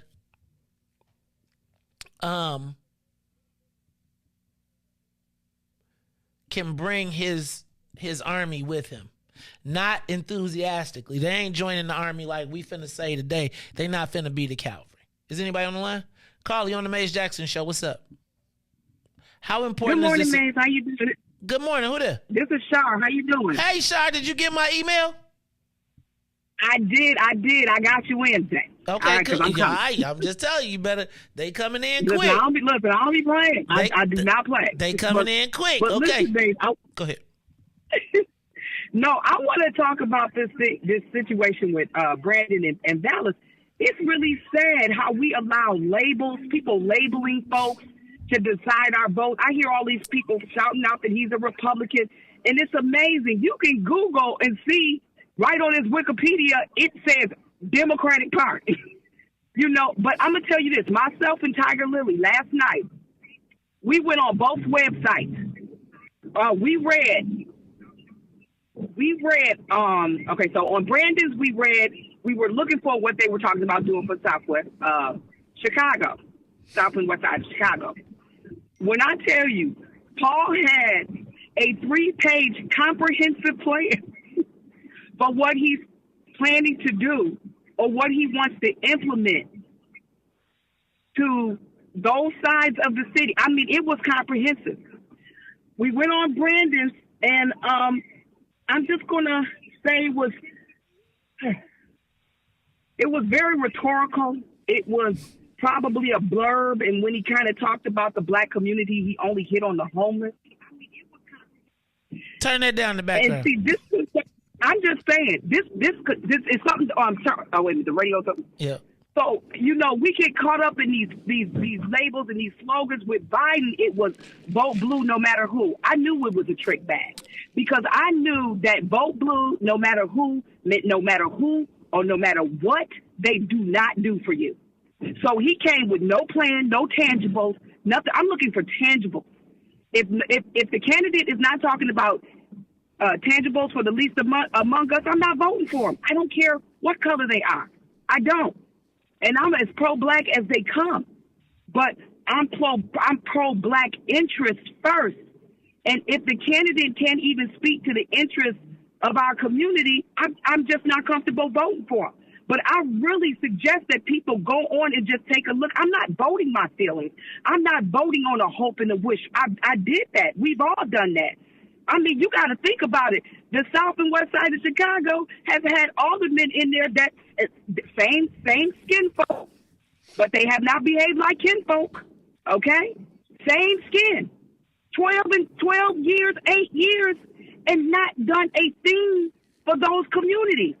How dare we vote for people who are more interested in their own self-interest? Like I said, a wise person told me they ask for small and take it all.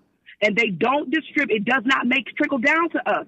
We have got to stop voting for people who are not working in our interest. And that's just where I am. And I just really want to encourage people, just go look at both websites, because we're very smart people. And it's one thing to listen to somebody, and it's another thing to see things in black and white, and then make your decision. Make a decision based on, is this person speaking more in the interest of our people, or is person A or person B speaking in the interest of our people? I think we really need to go on there and read. No! Because I'm No. I'm sorry. I'm sorry. I am not. Maybe no. it was a blurb. Read. I'm sorry. No, I it am was not a blurb. reading. Don't you know we all Maybe like it was- reading, writing, arithmetic? Don't you know that's what got us killed? Goodness gracious. Nate, I'm telling you, people, I have friends who were just calling a sellout. That's the first thing they were saying. And I was like, well, let's at least find out where the picture came from. Come to find out it came from a documentary from 3 or 4 years ago. See, these are the type of things that are just so dangerous to us. And I'm just going to be honest, who don't like fried chicken? That's what I asked yesterday. I was like, dang, we can't. Don't like fried I'm chicken? just saying, we can't. I'm telling you, that'll bring a smile to anybody. Come on now. But anyways, Nate, I just really want to encourage people, just go look on both websites. I'm sorry. Not only is his plan comprehensive, it makes sense. Sorry. So that's just where I am. Sellout. Thanks, mate. You old sellout. Don't be called no sellouts coming up here, you Sambos who just man, please. Go to the live line. Anybody else on the is anybody calling? Look, y'all. Let's go to the live. Call you on the Mace Jackson show. Who do you read, Reese? Anybody read? Let's go. Call you on the Mace Jackson show. Mace. Good morning. Who there? This is Miko. How you doing? What up, Miko? How you feeling this morning? Did you get I sent you your thing. You better get on it. These people coming back. Send me. Okay, so yes. Mm-hmm. But you got to send me more than one invoice. But okay, we'll take care of it. Okay. We'll take care of it. All right, cool. Listen to me, sweetheart. I've been around a long time just to be 50, finna be +1. My great uncle was Paul Jelly Holt, embedded in Chicago politics. I mean, really embedded, not a mau. My mother was Ingrid Holt. They called her Pam. And she used to take me around and try to get me engaged, but God gave me the gift of discernment to read people very well. Let me tell you this, and I want to say this. Paul Vallis and Brandon Johnson, they're not, but yes, everybody's out here fighting like you out here pretty much gang banging. Right. Go sit down. Please, go sit down. Brandon Johnson pretty much gives you what you don't hear, but you visualize happening. I listen to all our people talk and on these different radio stations, and it's sickening. We are doing the same thing, expecting different results. I'd rather take my chances on somebody that has a proven track record, even though there's some of them the gatekeepers now, but we're a new generation. We're not our parents. So you're not going to be able to play that crap with us. And they see that now because we try to get a bunch of them up on the investigation. But he did produce. The same people that's backing Johnson is the same ones that keep their foot in our necks. I don't know why people don't get that. People act like FOP. Pause. Thank you. Like Pause. Thank you, everybody from WBGX who is tuned in to the Mace Jackson Show. If you want to continue the conversation, join us on Facebook, YouTube, Twitter, and Twitch. And we will be talking to Reese live. I forgot Eastern Standard Time versus Central Time. So she'll be on with us at 8:30 for Tell Me Something Good. Tamiko, continue. People act like FOP is our only problem or is our biggest problem. No, we have bigger problems than FOP. And so people need to stop trying to come with us with only these one talking points to try to convince us. we're not as vulnerable and not as naive as we used to be when you used to come to the project and round us up, put us on the bus with boxes of lunch and a T-shirt and $10 to get out there and rah, rah, rah. Those not those days anymore. We've grown up. And let me tell you about Tyrone. The reason why Tyrone won't get funded and they won't allow him to get funded because they know he's not going to go for the contract padding crap and pretty much having people that's not qualified and not competent and paying them $90,000 a year and eating up the violence prevention money up to 90% of salaries. They know he's not going to do that. They know he's going to actually get out there and do the work because he's actually out there doing the work now.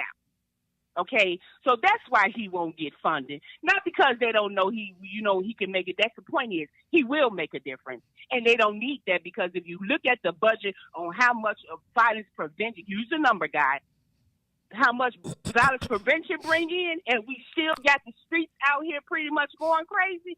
That speaks for itself. So that's why Tyrone won't get funded. They can't allow that because that means you hear me talk about forensic audits for a reason for all social service agencies because I know where the stealing is going on there. And in order for our people to move the needle, we can't have these people out here pretending like all of these money is going toward our issues and our plight, and we still not moving the needle, and we know that that's not what's actually happening. And you make our people look like that they just not trying to do nothing. BS. So I don't care if my ancestors come down from heaven and pretty much have an intervention with me or what they think is an intervention because they knew not what they did because they was hoodwinked by a lot of our people that pretty much been eating off our plights for generations.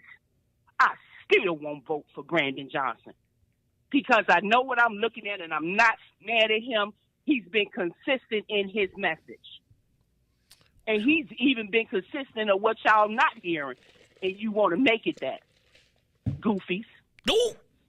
And on that note, thank you, Tamika. We're going to take the last call and then we're going to go to break. This is the Maze Jackson Show. I'm your host, Maze Jackson. Got my man, DJ Reese, the ruler. Reese, let's play the last call. Caller, you there? Hello? Caller, you on the Maze Jackson Show. Can you hear me? I certainly can. Hey, what's going on, man? This is James. What up, James? Hey, man, this is what I called for, bro. You about to curse yesterday. Us out? Huh? It's Friday. Friday the 17th. Say that again? Friday, March 17th. What about Friday, March 17th? You said what's the date? I said yesterday. No. I said yesterday. Oh, okay. My bad. Go ahead. What's up? I was listening to another station. Down loud, where you want to call it. First of all, I want to ask you, bro, what is with this brother Patel? What's his name? Who? I don't know, man.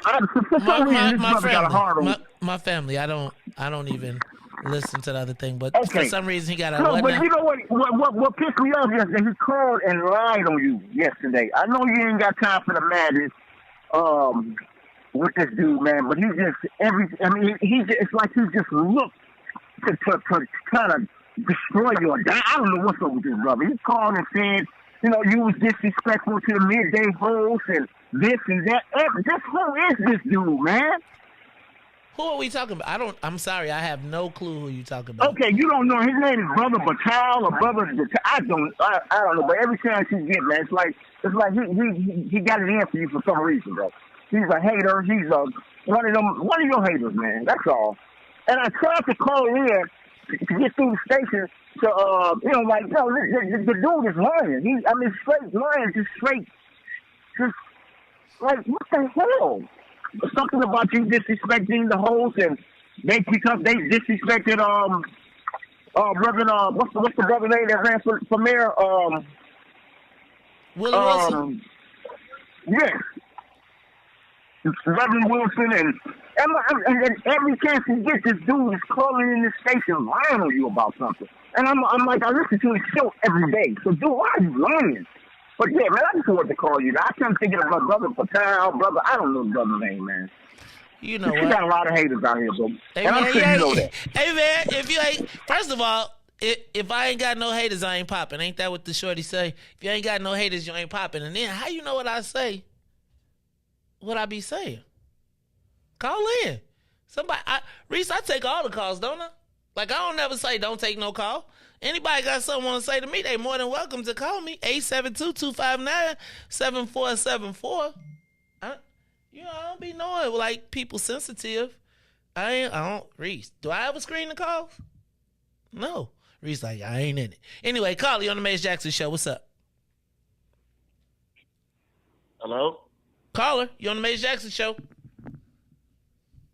Hey, how you doing? All right. My name is Minister Khalif, and I appreciate the show this morning. What's up, and Minister I hope Khalif? you're doing well this rising. Thank you, brother. Yes, indeed. Yes, indeed. No problem.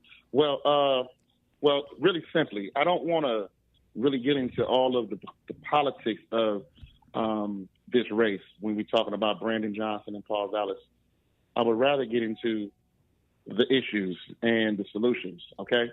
I haven't heard Brandon Johnson at this point come with a comprehensive plan for the people that I care about, our communities, the South Side and the West Side. In addition to that, formerly incarcerated people or directly impacted people. I don't hear a plan for that. I don't hear a plan for removing the properties of redlining for people to become homeowners in their own neighborhoods and business owners in their own respective territories. I haven't heard anything from Brandon Johnson that talks about that. However, on the flip side, I have seen and heard Paul be very intentional and very detailed about his message, his plan, and how he decides and how he will conquer those issues around what we just talked about.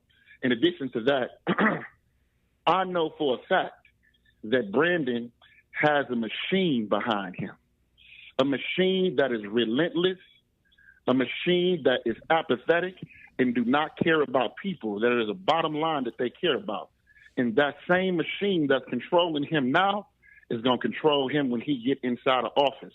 And we know that because of who he is and how he looks, they're going to tie up everything that he wants to do on his own. Even if the brother is very well intentioned, they're going to continue to control it. Why?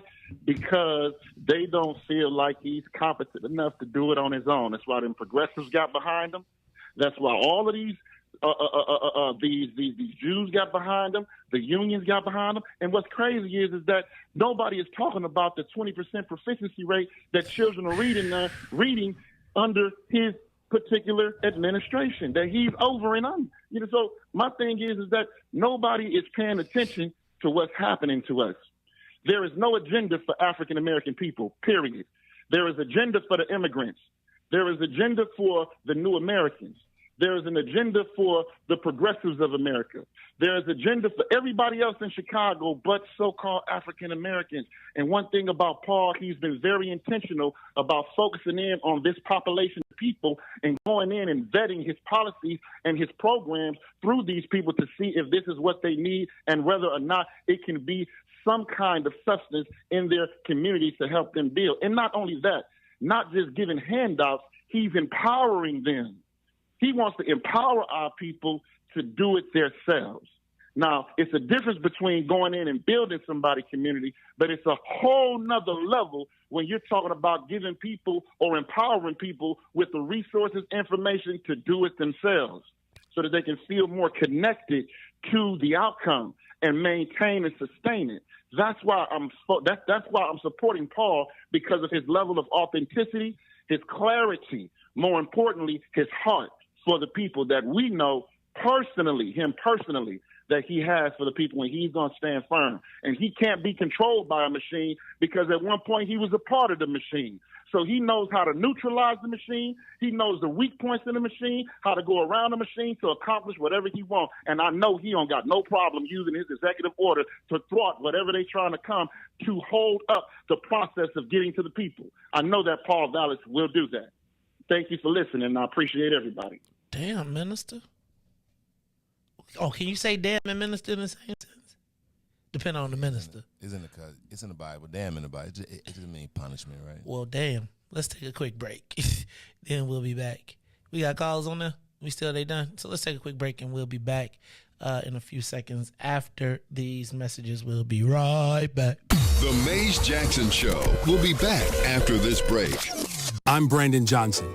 As a husband, dad, teacher, and county commissioner, I know firsthand the challenges facing our communities. I'm running for mayor to make it easier for working people and families to make it in Chicago, to stop the crime that's paralyzing our city by getting serious about addressing the root causes of crime, mental health, poverty, and hopelessness, and to get tough on fighting the waste in the CPD budget. As mayor, I'll train and promote 200 new detectives and hold officers accountable if they abuse our trust. I'll make our public transportation safe and reliable, improve our schools, and strengthen our neighborhoods by investing in the people of Chicago. I'm the only person running for mayor with a balanced budget plan to do these things without raising your property taxes. The only one. I'm Brandon Johnson, asking for your vote on or before April 4th. Together, we can move the city forward and make Chicago work better for all of us. Paid for by Friends of Brandon Johnson. My name is Cassandra J. Matz, your candidate for Village Trustee of Olympia Fields. I've been a resident of Olympia Fields for 30 years. I believe in building strategic partnerships, establishing governance boundaries, and have and will continue to dedicate my life work as a respected and credible voice when it comes to decision making. Olympia Fields has always been a community of familiarity and comfort, and I want to make sure the village stays that way. On April 4th, vote for me, Cassandra J. Matz, for your Olympia Fields Village Trustee. Paid for by Citizens for Cassandra J. Matz. Hi, I'm Cornell Dancer, and I'm in a runoff election for the new 21st Ward, a true public servant, someone you can trust. I'll be bringing beauty and functionality to the ward by bringing in the Department of Streets and Sanitation, the Department of Transportation, the Department of Water Management, the Bureau of Electricity, the Department of Forestry, and Animal Control. So I'm asking you to punch 51, Cornell Dantzler, for Alderman of the new 21st Ward. Punch 51 for Cornell Dantzler. My name is Jacqueline Anderson Howells. I was a CPS teacher and principal on the West Side. People don't remember how bad things were before Paul Vallis took over Chicago's schools. We didn't have enough classrooms, so Paul built schools on the South and West Sides. He kept schools open on weekends and all summer, and test scores went up. I was there. Paul Vallis turned our schools around. As mayor, he will turn our city around. Paid for by Vallis for mayor.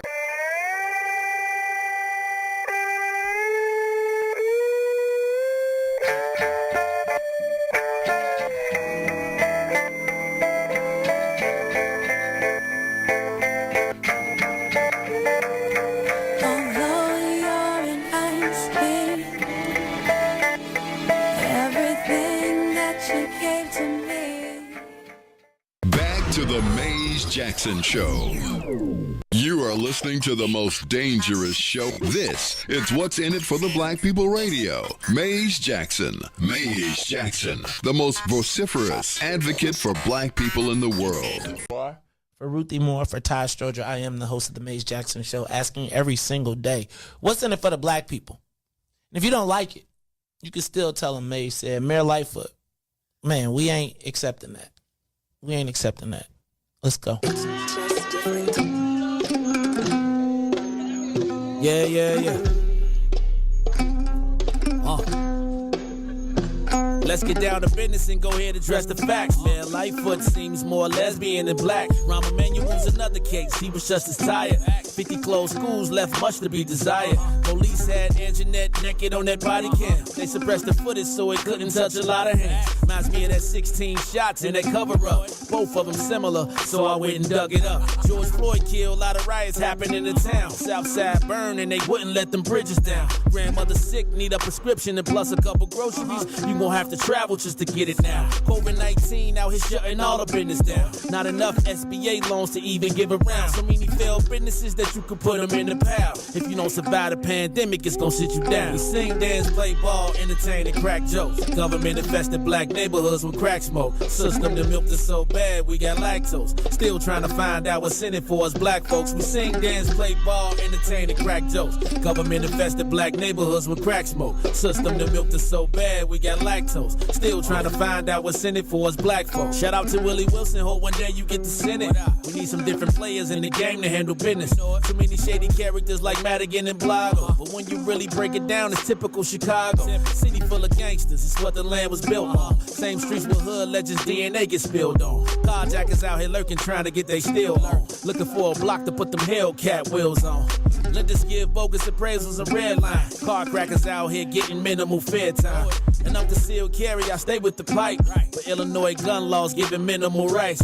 Stay up on the swivel, make sure I'm moving tight. Check all of my mirrors when I pull up to the light. Pick my homie up from out of town, man, he caught a flight. He was hella nervous, told him, shorty, this a way of life. We sing, dance, play ball, entertain, and crack jokes. Government infested black neighborhoods with crack smoke. System that milked us so bad, we got lactose. Still trying to find out what's in it for us black folks. We sing, dance, play ball, entertain, and crack jokes. Government infested black neighborhoods with crack smoke. System that milked us so bad, we got lactose. Still trying to find out what's in it for us black folks.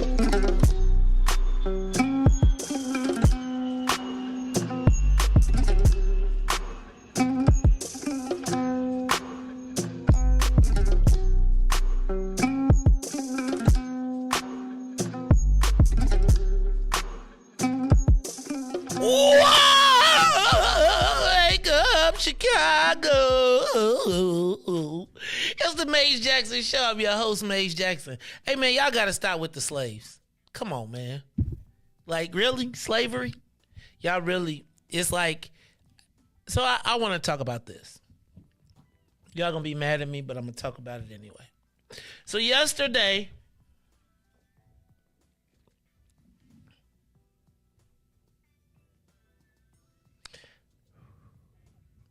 I want to have a one-on-one conversation with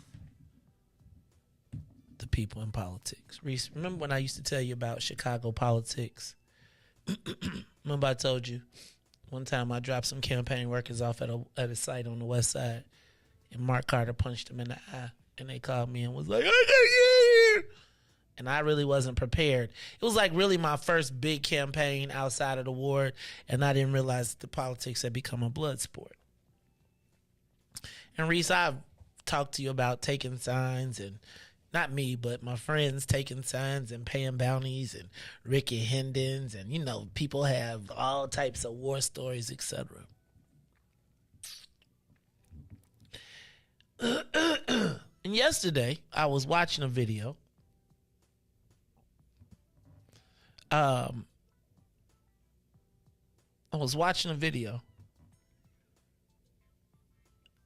and it was, I really wasn't sure exactly what I was watching, but I saw like skirmishes, like political skirmishes, and there was pushing and interruption and busting it up and all of that stuff. And Reese, one of the things that I think that we got to stop doing in the political space, black people. Remember when I was telling you about what's your value? Yesterday, and I was talking about like what is your political value and kind of how politics break down in the black community and how they break down kind of in the white community. And I often remember how I was telling you about how in certain campaigns, the brothers will show up at the campaign, and they'll show up at the campaign office, and until you find a way for them to work or do something, then they cause disruption and stuff like that. And then you put them, you know, like, so you got to either pay them to go away, or you got to try and find something for them to do. And I watched an exchange yesterday between Vallis and Johnson supporters.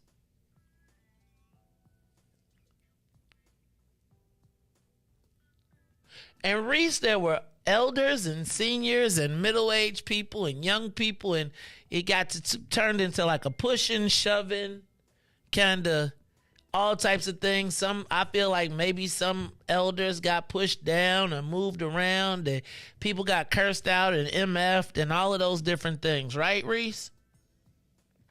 And as I was watching this,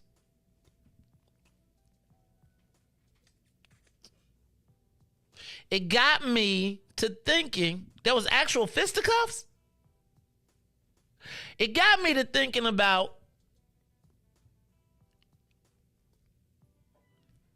all them black people fighting for who and for what and what interests. And I wondered what was so, for a person that came in third in the black community and a person who came in fourth in the black community, why had the tensions reached such a level that black people were fighting each other over these two political candidates? Like physically.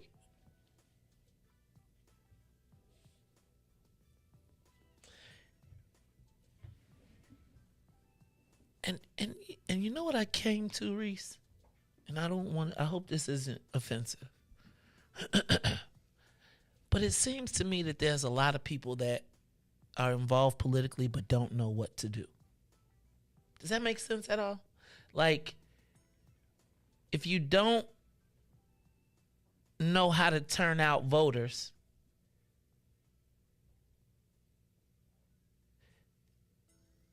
then you have to do something to prove your value. And so oftentimes the way we think of proving, remember how I told you, Reese, it don't be whether we win or lose, it's just, you didn't know I was in a fight.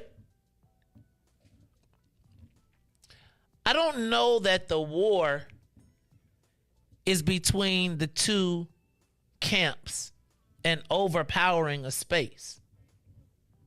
The war is not between the people.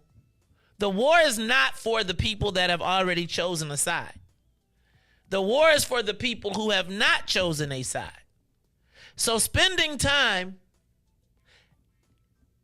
as a Brandon Johnson supporter at a Paul Vallis event is really a waste of time. Conversely, spending time at a Brandon Johnson event as a Paul Vallis supporter is a waste of time. Yeah, it seemed cool. It seemed like, yeah, we showed them. But really, you don't necessarily show them, because depending on which perspective that they're looking from, Reese, if I was to turn on the TV and find out that a campaign was pushing senior citizens down, I would not be supporting that campaign. That makes sense? If I see a campaign that sees a group of active senior citizens who believe in a candidate and are working, are doing their phone banking, are doing whatever they are, guess what we gonna do, Reese? We gonna let them be, even if they ain't with us. And I'm gonna tell my people, stand down. But the challenge is that, and this is gonna be in a sensitive space, but I gotta break this down for you. It goes back to my point of yesterday. What value do you bring to the campaign? And oftentimes when we don't know what to do, Reese, you know what I used to do when I ain't have nothing to do in class? I would be disruptive. I would start talking. I would start messing with somebody. Why? Because I don't know what else to do with myself. Now, I could have watched the blackboard, right? I could have gone out and done extra math problems. I could have done a variety of things, but because those things are not the cool or fun things to do, nobody wants to go knock on doors. It's more fun to roll out and bust up their stuff. But all they gonna say is, look, man, we got them scared. Instead of, hey, man, I got 50 people. I'm about to go win a precinct. So would you rather win a precinct or win a press conference? See,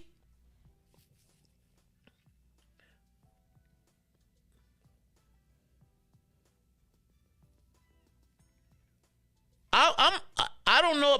Samiko says a woman is somebody spitting on people at the camp. Like, here's my point. My point is it's going to be press conferences all day long. Now, Reese said that they took a page out the Latino press conference that they saw yesterday, so maybe that's what's happening. But again,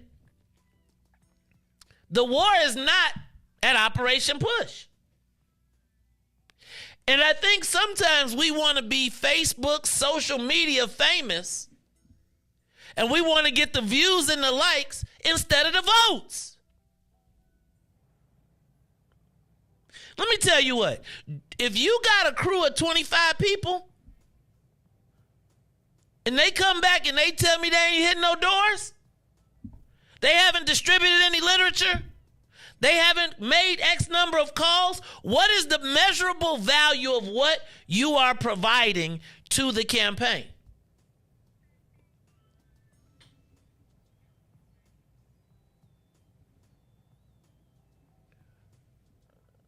Well, again,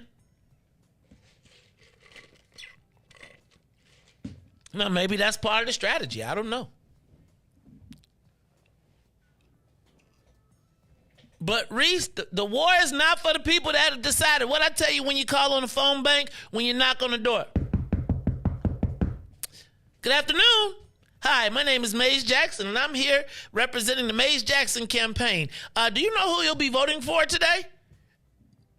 Yes, I'm voting for DJ Reese the Ruler. Thank you very much. Talk to you next time. Guess what I do, Reese? I take your name off my list. I don't call you. I don't mess with you no more. Guess what that means? That means next time I go to your... Hi, my name is Mays Jackson. I'm running for mayor of the city of Chicago. Who are you voting for? I don't know yet. Oh, you don't? Well, what are the issues that are most important to you? Well, Mr. Jackson, the most important to me are schools, crime. Well, let me tell you about Mr. Jackson's such and such opinions on all of those different things. Now that you've heard Mr. Jackson's opinions on those, do you support him? Why, yeah, if he stands like that, I'm with you. Thank you. Plus, guess what, Reese? Take you off my list. Hello? Hi, it's Mays Jackson. I'm running for, are you voting for me? No, are you voting for the other guy? I told you a bunch of stuff about me. I still don't know yet. You're undecided? Guess what? Put him on my list. We'll be back. That's whether that's the phone. Oh, you ain't got nothing to do. You don't do that. Can you raise me some money? Have you put together a fundraiser? Did you put together a house party? See, I think that, again, in the black space, one of the challenges that we have is that in the politics, because we've let our situation be degraded so much, we don't even know what to do in a campaign, so we move to threats and intimidation instead of turnout.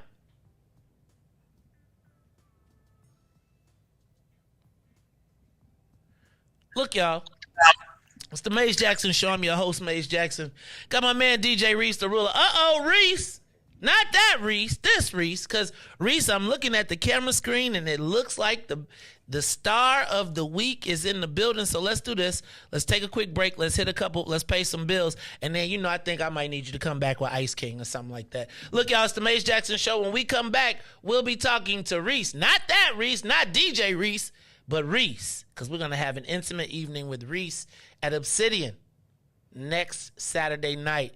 Only 50 people. All right, y'all, it's the Mays Jackson Show. We'll be back after these messages. The Mays Jackson Show. We'll be back after this break. I'm Brandon Johnson. As a husband, dad, teacher, and county commissioner, I know firsthand the challenges facing our communities. I'm running for mayor to make it easier for working people and families to make it in Chicago.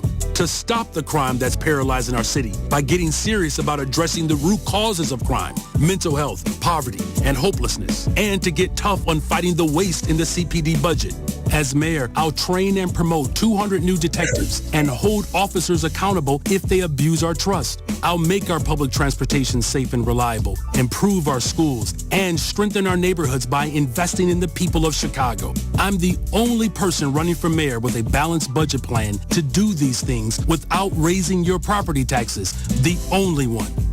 I'm Brandon Johnson, asking for your vote on or before April 4th. Together, we can move the city forward and make Chicago work better for all of us. Paid for by Friends of Brandon Johnson. Dr. Craig Williams, former CPS administrator, on what he saw when Paul Vallis ran Chicago Public Schools. I was there when Paul Vallis turned our schools around. Don't let anyone tell you different. Paul Vallis invested in our long-neglected neighborhoods, building new schools and updating facilities on the south and west sides, awarding a majority of contracts to minority and women-owned companies. I saw the results. I was there when math and reading scores went up.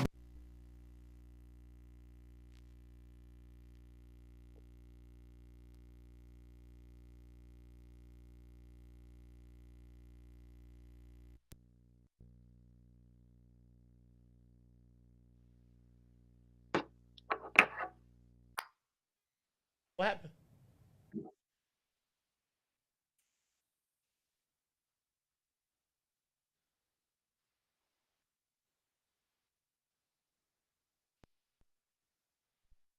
So we good, or we gonna just go back live?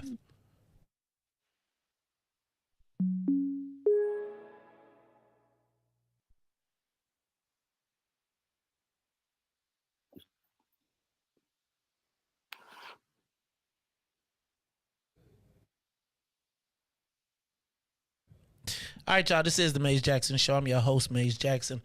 We are about to go live. Look now, y'all know, I think we got a little technical difficulties, but I'm excited about what's about to happen. We are about to, look, she fixing her makeup right now in the camera. So we gonna wait for her to get ready. Hey, y'all, this is the Maze Jackson Show. I'm waiting for my man DJ Reese to rule. I'm gonna get some music back in a minute. We reloading. All right, but in the meantime, y'all, we have got, it's Tell Me Something Good Friday, and I'm fired up because we have in the building, and I don't know where all of the excitement is building. Is super crazy. In the building with us today, y'all listening in the background, that is Ice King, but she is here with us today because she'll be here next Saturday, 8 o'clock, an intimate evening with Reese. What's up, Reese? How you feeling this morning? I'm pretty good. I sound a lot different than I normally sound because I was sick for the last few days, which is kind of crazy. But it's not COVID, it's not strep throat, but it's just some other thing that's got me sounding really weird, and but I feel good. I feel a lot better today. Well, I'm glad you feel better. That's not going to stop you from being able to perform next week, because you don't understand what my emails and internet has been like. People are like, what I got to do? It's only 50 people. How I could get some tickets? What do I got to do? And I got to tell you, people are excited. But first of all, why don't you welcome to the Maze Jackson Show. And Reese, we've been having this problem because my DJ's name is Reese. So I've been saying we're going to be a live performance with Reese. And I had to say, not that, Reese. It's you, Reese. Reese, talk to us. Welcome to the Maze Jackson Show. Tell us about what we should expect next week at the intimate event with an intimate evening with Reese. Well, first of all, I want to say shout out to DJ Reese.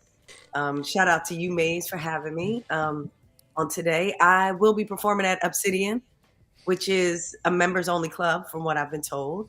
And it's going to be me and a full band. We're going to do a full set. I'm bringing my partner, my boyfriend, my drummer, my musical director. He's a lot of things in one. I'm bringing him from Philly with me. And the rest of the guys are going to be Chicago's own. So I really love playing with, musicians that are from the city where I'm actually performing, because you kind of get that extra flavor. You know what I mean?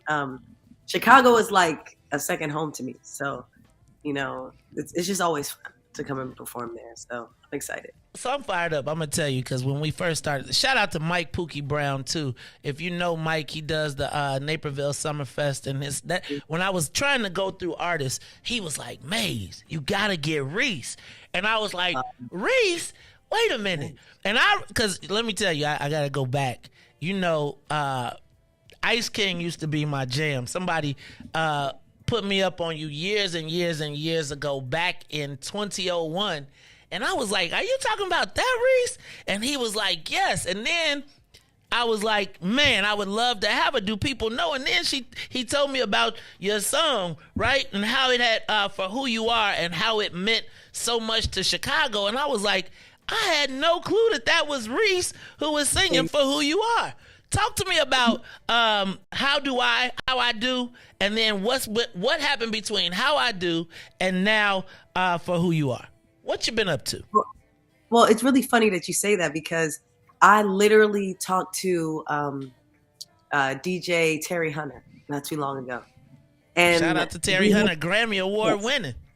Yeah, well, you know, I think he was nominated for sure. And you know, it was really funny because he had the same thing. He was like, "I've met you like 3 times in 3 different places, and I had no idea it was the same Reese." Because I do a lot of different genres of music. You know, I started my career in the early 2000s, like you said, and Ice King was one of the singles on my debut album from 2001. And that album had every genre on it. I did reggae, I did a lot of rock, I did alternative music, I did R&B, hip hop. It was all like blended into one. So in general, I just love every genre of music, and I love to perform every genre. But then years went on, and I just made more music, you know. And at the time, I was feeling more of the stuff that I grew up on. And again, I grew up on all those different genres of music, but I was hitting on specifically the style of music that my dad listened to a lot when I was a kid, which is like Motown and, you know, just R&B soul music from the 70s, the 60s, and even the 80s. And that song, For Who You Are, pretty much was the annihilation of like everything that I listened to in the 70s, like in the 70s R&B. I love Al Green. I love Marvin Gaye. And the great thing and the beautiful thing about that record, For Who You Are, is that I wrote it and I co-produced it with someone that was from that era of music. His name is Wawa Watson. And unfortunately, he's no longer here with us on earth, but you know, his spirit is everything. And when I sing that song, you know, I feel like it continues his legacy. But he was one of the Funk Brothers, and he was a great guitar player and just a great person in general. And I was lucky enough to meet him when I opened up for Maxwell years ago. And he was one of the people that still kept in touch. At the time at the time I lived in Southern California. He lived like 10 minutes away from me. And we just, you know, began like a mentor-mentee type of relationship. And eventually we did a song together. And that was the song. And I was so lucky because he pulled in all these amazing musicians. He pulled in James Gatson, who played drums for Bill Withers on Use Me Up, that song. He got Ray Parker Jr. We all know who Ray Parker Jr. is. Himself, Wawa Watson, on the record. You know, we got the background singer from Stevie Wonder, Jim Gilstrap, to sing on backgrounds on that record. So he pulled in all his boys that are like his normal friends and like the people he just hangs out with and play music with that happen to be just legends. And we went into the studio and recorded it. So that's why that song sounds so special. And for me, I believe that's why people fell in love with that song. Soon as the first note drops, I mean, musically, it's just a whole thing. So that's what, you know, and in between those times from when my first album came out to that song, and even now, I've been singing backgrounds for people. I've been doing commercial work. I've even done wardrobe work on television shows. Like, I'm just a person that just has stayed creative. You know, if I'm gonna have to do a job that's outside of singing, you know, because, life is life, and you have your good moment, your ups and your downs. I just chose to always do something that kept me creative. And that was either singing backgrounds, singing commercials, like I said, doing wardrobe for TV shows and films. But now I'm fortunate where I'm back to singing. So, and doing that, I never stopped it, but it's just back in the forefront for me. And I have new music coming out, and I'm just excited to come back to Chicago, because Chicago, like I said, second home. You got love, man. Chicago, I'm just here to tell you, what is it about this relationship with you in Chicago? Because I'm going to just tell you, my inbox has been blowing up. People call me, man, I still listen to that CD every day. I found my husband off that song. I got to come to the show. What is it about you in Chicago? And I got to tell you, for who you are, is probably right now the biggest stepper song in Chicago, which I don't even know if the world understands stepping in Chicago. Talk to me about your Chicago relationship. Listen, you hit on a lot of things. I mean, I originally went there years ago, and I sang the music from How I Do, and that was a great moment, and it was at the Double Door. That's how long ago. Damn. I don't know. Yes, we know that. Oh, you clap. Yes. I know, I'm showing my age, right? Go ahead. But as time gone on, I got to do random places. I mean, I've done like events at the Silver Room. I've done events at like South Side of Chicago. I mean, I've been pretty much to every freaking neighborhood in Chicago, and it's the same warm welcome. People love stepping is like. It's like, for Philadelphia, we had American Bandstand. I don't know if anybody remembers that, but I do, because my parents reminded me of it. And everybody would go on there, and in Philly, we do the bop. But in Chicago, they step. In Minneapolis, they step. In Florida, they step. In all these places. And I got to give a big shout out to Pete Frazier of the Majestic Gents. Yes. I got to give a shout out to DJ Dan. DJ Dan is actually the DJ that broke that record to the Steppers. And, I even got to give it up to DJ Shorty. He's somebody who always plays my records. And it just built. It's like, I'm happy to say it's a Black record. It's a Black music record.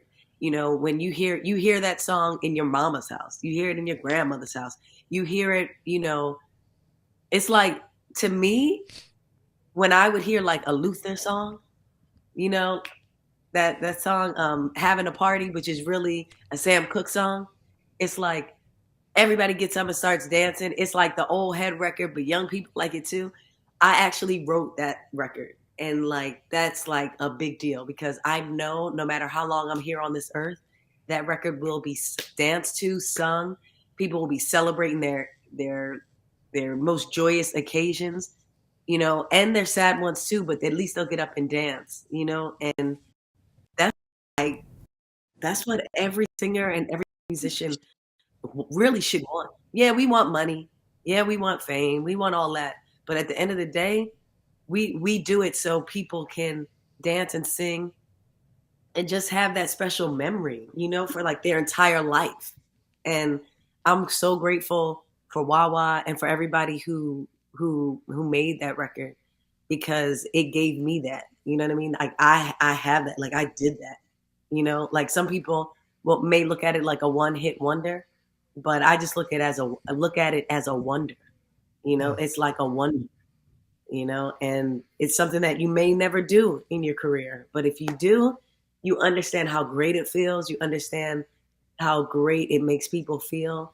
And like, that's everything. Like, that's everything. So Chicago is like the best place for me to go to, because they remind me every time I step on stage, like what we did, like straight up. So, well, let me tell you, wait till you get to the living room, because this is going to be probably one of the most intimate shows that we do. I got to go back though, because I got to go back to How I Do, because I feel like the more I listen, and now that we've been playing it back again, I feel like it captured a moment in time in kind of hip hop land, right? Where it was like the world was hip hop, there was neo soul that was emerging, and I think about Ice King, and I think about Golden Boy, and I think about all of the guys in the streets. We was either trying to make a name for ourselves in the industry, or we were trying to make a name for ourselves in the street. Talk to me about what were the motivations and inspirations, and actually the inspirations for How I Do. Well, I was in the very beginning of my career. I wanted to make an album that nobody else made. I wanted to make an album that represented all the genres of music that I love. And I wanted to talk about things that that everybody can relate to.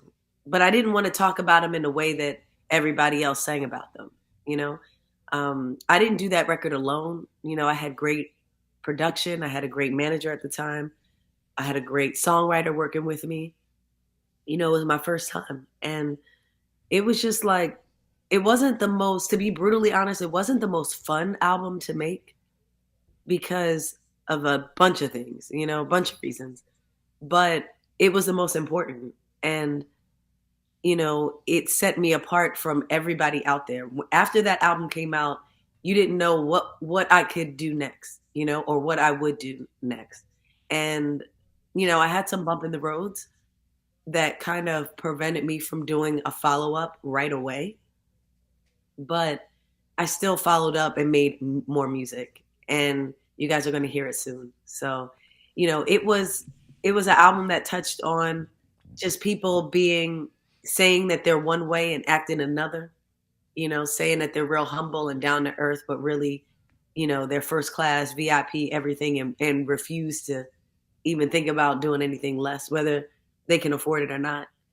It's a record about love. It's a record about loving someone and losing them, and not just like romantic love, but like someone that you really cared about, like maybe a cousin or, an aunt or uncle or something like that.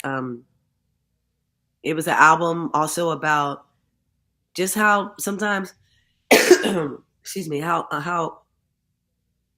Black people feel. Like, how like sometimes we'll have things happen in the media where we're like, yeah, that's white people stuff. Like, we don't, that ain't bothering us. You know what I mean? Like, right. It's like everybody in the mainstream media is worried about this, but Black folks, we still worried about this. We don't have the privilege to worry about things like that over here.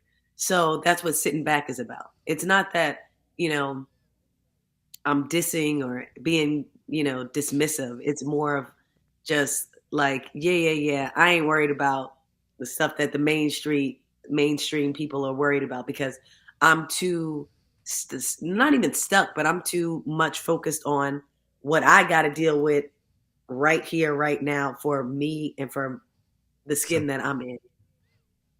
Survival. Black folks are on the brink of survival every day trying to make it happen. They talking about first world issues. And I got you. Yeah, they worried about Ukraine. You know what I'm saying? We worried about reparations. What? Are you in the right space? Because this is What's in It for the Black People Media. So now I gotta ask you. I gotta pivot real quick because I know I got you up early. Real quick, talk to me about what people will be able to expect. I mean, now I want you to be clear. This is literally the living room. It is 50 people in what we hope to be will be a place that artists of your stature will come and showcase. When you come to Chicago, you say, man, I want to do a set and I want to test it. But you called me back because initially we were going to do this and it was a track and a drummer. And then all of a sudden you called me back and be like, can we do a band? And I was like, well, nah, hold on, how much we're talking about? But it clearly was that you really wanted to perform and do an excellent show. So we got a full band. But talk to me about what people can expect. Well, I'm going to do, some covers. I'm going to do mostly my own material, but I'm going to do, I initially, with the pandemic and everything, you realize that less is more and you got to just do what you got to do. And sometimes when you get like really focused and you just shave all the fat away and take the icing off the cake, you got the cake. And sometimes you got to realize that the cake is why people are here. The cake is why people, care and why people love you. And so during the pandemic, me and my partner, we had a studio. He's had a studio for like the last 20 years. And we just decided to like see how we can make music and how we can sound like a full band, but just us. And he figured out a way.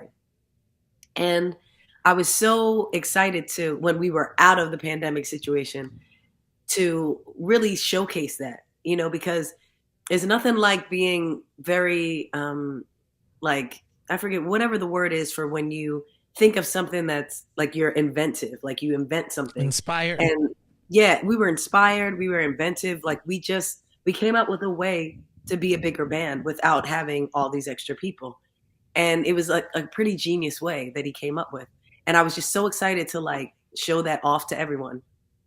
But then so that's what we were going to present to you and present to the people in Chicago at Obsidian. But then, you think of like, okay, well, how can we were used to doing like short sets, when you do a show that has a lot of tracks and things like that, it's a lot of programming that goes into it. And it's not like a very easy thing. It's a very time consuming thing. And sometimes you can get around it by just, instead of programming a guitar player, you just have a guitar player there. So then we just started thinking about it, and we realized that it probably would be better for us to just, do a full band, with live musicians and get the musicians from Chicago. And, we can do a even longer set and we can entertain for more. I mean, we're coming all the way from Philly. So we didn't want to just come and do like a 30-minute show, we have new songs that we've written. We have old songs that we want to perform. We got new covers that we want to try out. And, Chicago is like, why not give your most to the people who gave you their best, So, and there's been times where, I'm gonna be real, like I'm an independent artist. There's been times I've been sitting at home, not doing a show for a long time, and somebody from Chicago would always ring my phone or hit me up on the email. So it's like you just got to give to whoever gives. You know what I mean? And now if I'm going to Iowa, you know what I'm saying? You getting the drummer in a 30-minute set. Yeah, they might not get the full thing because, I'm just going to go test it out and whatever. But Chicago, like I said, it's like a second home. It's too many fans I have in Chicago to to half step. So. Well, let me tell you what. We are excited. I'm going to tell you, when Mike Pookie Brown suggested I thought it was genius, but I was concerned that I was going to be in my own head because I got my own memories of that album, right? And then when we put it out there in the universe, just the responses that people were, oh my God, I love her. Oh my God, I got married to this. I still play the song every day. And then as I put it back in and it got in rotation, and I was like, damn, I'm 20 years out from this album and I'm still feeling it. I was like, this might be the best way to kick off our membership. So look, I'm here to tell you, y'all, next Saturday, Reese will be in the building. 50 people only, like 50 people. So when you talk about an intimate, everybody is front row, right? You are going to get an opportunity to see an artist that I'm going to tell you, listening to that album, that bad boy aged very, very, very well. And I think that you may have picked up some new fans beyond just for who you are, because I think as people have started to listen to some of the songs, and I think you've nailed it. We've heard some of every genre, every piece of it, and somebody can find something there. So, Reese, I want to tell you, thank you. Who are your people here in Chicago? You got anybody? Do I need to be worried about you having a list somewhere? Because it's only 50 people. I know. I did have a couple of people that wanted to come through, but I definitely told them might be a little bit of a problem because we only have space for 50, like it's real. But I also wanted to let you guys know that, there is a 20th anniversary that's come for this album, How I Do. And I actually took some business matters in my own hands because I wanted to actually get the vinyl repressed. Like I wanted vinyl out, like people would reach out to me via email, like, where's the vinyl? I want to buy the vinyl. And I decided to, I had some issues with the label because, finding certain files and and that's a long story. But long story short, I decided to re-record the entire album from scratch. Oh. In order to have a new master. And a new master means that I can take that master to any vinyl company and press it up. And that's what we're doing. So we actually now have a new recording of it. It's going to have a new cover. It's going to be called How I Do. And in parentheses, it's going to say Reset on it. And that's how you'll know it's the new album. And we're getting that together soon. So we're probably going to drop it at the end of the month as well. So I encourage people to go online, and when you see the old one, but you see the new one, hit that new one. Let's get some new streams for it. Because sometimes, you got to start over. And sometimes, you got to turn your lemons into lemonade. And that's what I did with that. So, yeah. So we definitely down for supporting that. So you all get the reset, right? I like how you did that, Reese, the reset. Look, you need to grab that, y'all. And look, whatever you got, bring it with you, because I'm sure that our audience will definitely be there to support you. So if you got some merch, or if you bring in albums, whatever, guys, there will be a meet and greet. And I must tell you that, Reese, I gotta tell you, so I'm always nervous when you start dealing with artists, regardless, because people get real high tech with you. I must tell you that it has been a pleasure. Just interacting with you over the course of these days, and it's been really easy to do business with you. So I'm looking forward to all of the excitement that you are bringing. And look, y'all, I'm telling y'all, people have been hit. I can't go over 50. I can't. I just can't go over 50. Now, I know my mama done called me. I got family members calling like, come on, cuz, you got to take care of me, make sure I'm straight. 50 people only members, right? Now, don't forget, you can get your trial membership, but it will be only 50 people. Reese, is there anything else? Tell people how they can support you. Where do we go to follow you? How do we keep up with you and everything else? Well, you guys can find me anywhere on social media. My music is on iTunes, it's on Tidal, it's on Spotify. You also can go on social media. I'm at the one Reese, which is at THE1RES on Instagram, Facebook. And you can find me there. And you can send me a message if you want. You want to tell me anything, how my music has affected you. You want to remind me of any shows that I've done in your city. You have any photos you want to send, just post them and at me, and I'll see it, and I'll probably repost it. And, just let's keep the energy going. Come up to the shows.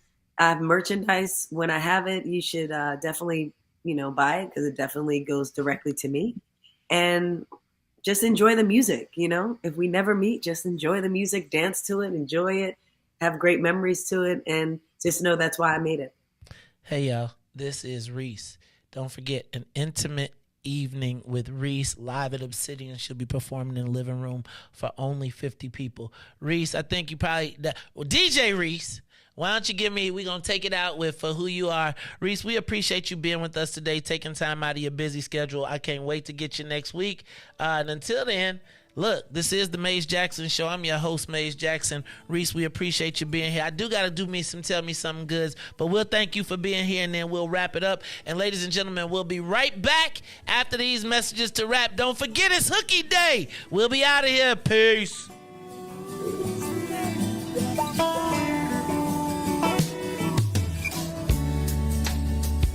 You were my lover. Used to be one of my best friends, someone I really love to talk to. When my day was coming to its end, but I know we had to grow apart. But I never knew things would get so hard.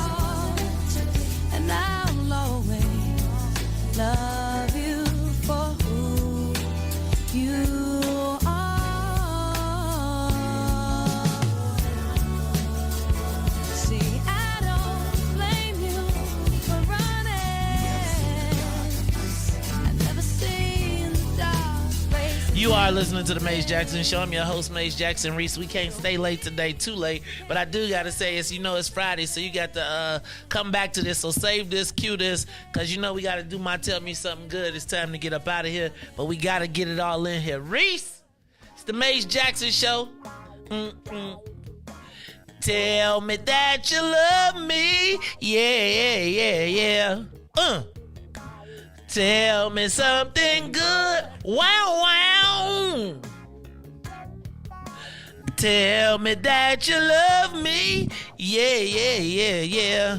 It's the Maze Jackson Show. I'm your host, Maze Jackson. Got my man DJ Reese to rule on the ones and twos. And Fridays, we do Tell Me Something Good. Now, we got to get out of here because it's Hooky Day. So I got to get over to Obsidian. If you are trying to kick it with us for Hooky Day, you want to watch the games, you want to watch the tournaments, hit me up, inbox me, let me know. We got you. But Reese, it is Tell Me Something Good Friday. We just got through talking to Reese, the other Reese, but she probably like, I'm the real Reese. But regardless, DJ Reese the rule on the ones and twos. How you feeling? Tell me something good, birthday boy with the blonde shade. Oh, man. You know what, man? It's feeling good, man. 35 years young. It's good to see, if God say the same. Monday, it's good to see my 35th year.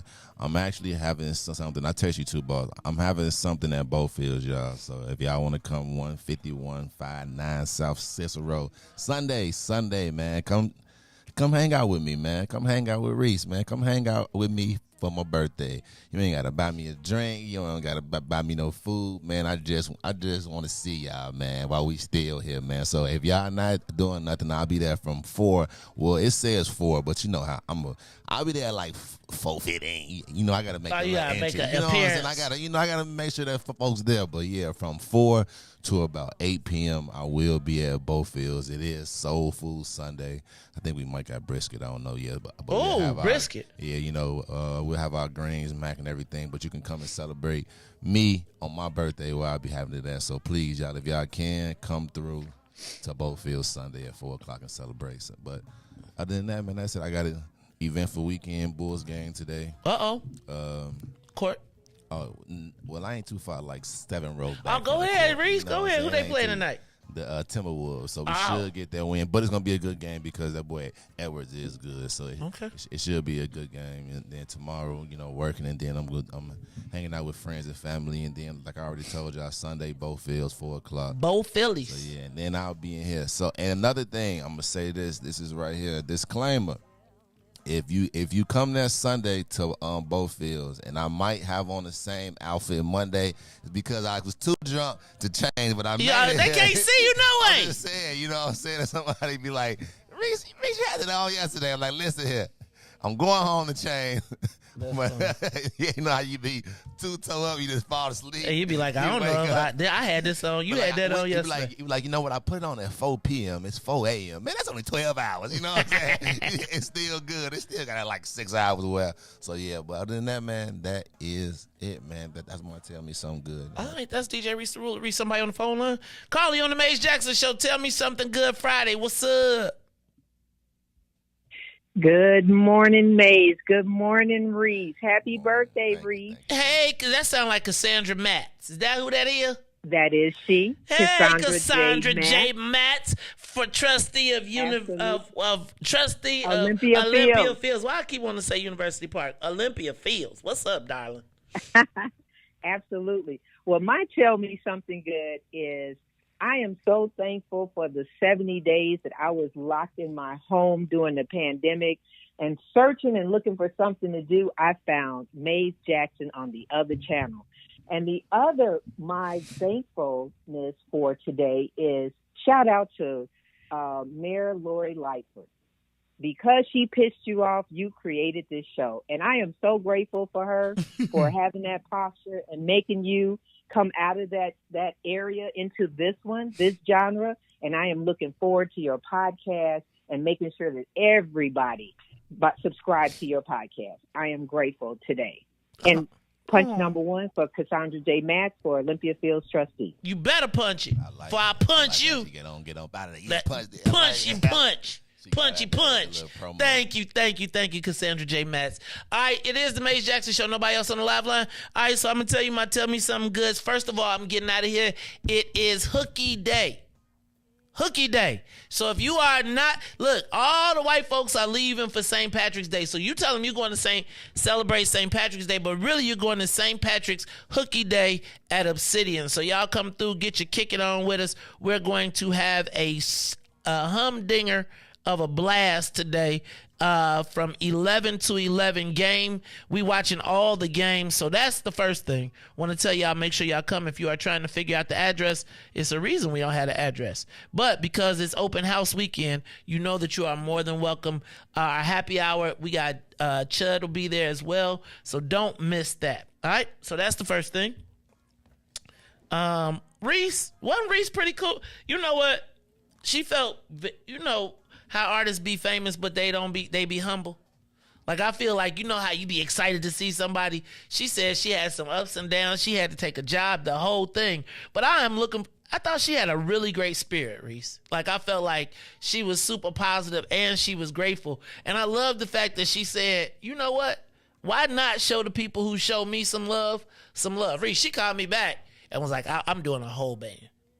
I said, I ain't got no money for no whole band. She said, don't even worry about it.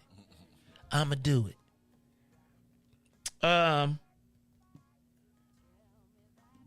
Also, Sunday, guys, I forgot to tell you, Northwestern and the Blue Hat Foundation, Northwestern Hospital and the Blue Hat Foundation cordially invite black men to Obsidian to watch the games, eat some food, and talk about prostate health awareness. Shout out to David Blackman, who brought us, whoever thought that Obsidian would be hosting an event for Northwestern Hospital. So shout out to Northwestern. But I'm telling you, as the black professionals come through Obsidian, they be like, ooh, I got to do something here. Yesterday, people came, what we doing over here? Jackson State, y'all played me. Y'all broke my heart there. Y'all came like, oh, this is nice. We didn't know it was going to be this nice. Anyway, y'all, shout out to David Blackman. Shout out to Northwestern. And to those fellas, we are going to be inviting you out if you are interested in coming out to Obsidian on Sunday, watch the games and talk about prostate health awareness, enjoy some good food and get some information. That's great. That's a great thing. It's Ditch Day today. Intimate evening with Reese, and then DJ Reese's birthday on Monday. So y'all make sure, if y'all ain't at both fields, that y'all make sure y'all show him some love. Reese, we gonna figure out your cash app, so I'm gonna not be stingy that day and let you put it on the joint so they can give you some love or whatever. But it is the Maze Jackson Show, and I'm your host, Maze Jackson. Got my man DJ Reese to rule on the ones and twos. Where every single day we ask the question, what's in it for the black people? And Reese, if you don't like it, you know what you can tell them? You can still tell them. May said, we out of here. Peace. See, I don't blame you for running. I never seen the dark place you've been. So please, can you tell me something? Like what it'll take to make it ours again. Everybody knows that I'm right, but I hate myself for not letting go in, for putting up such an emotional fight.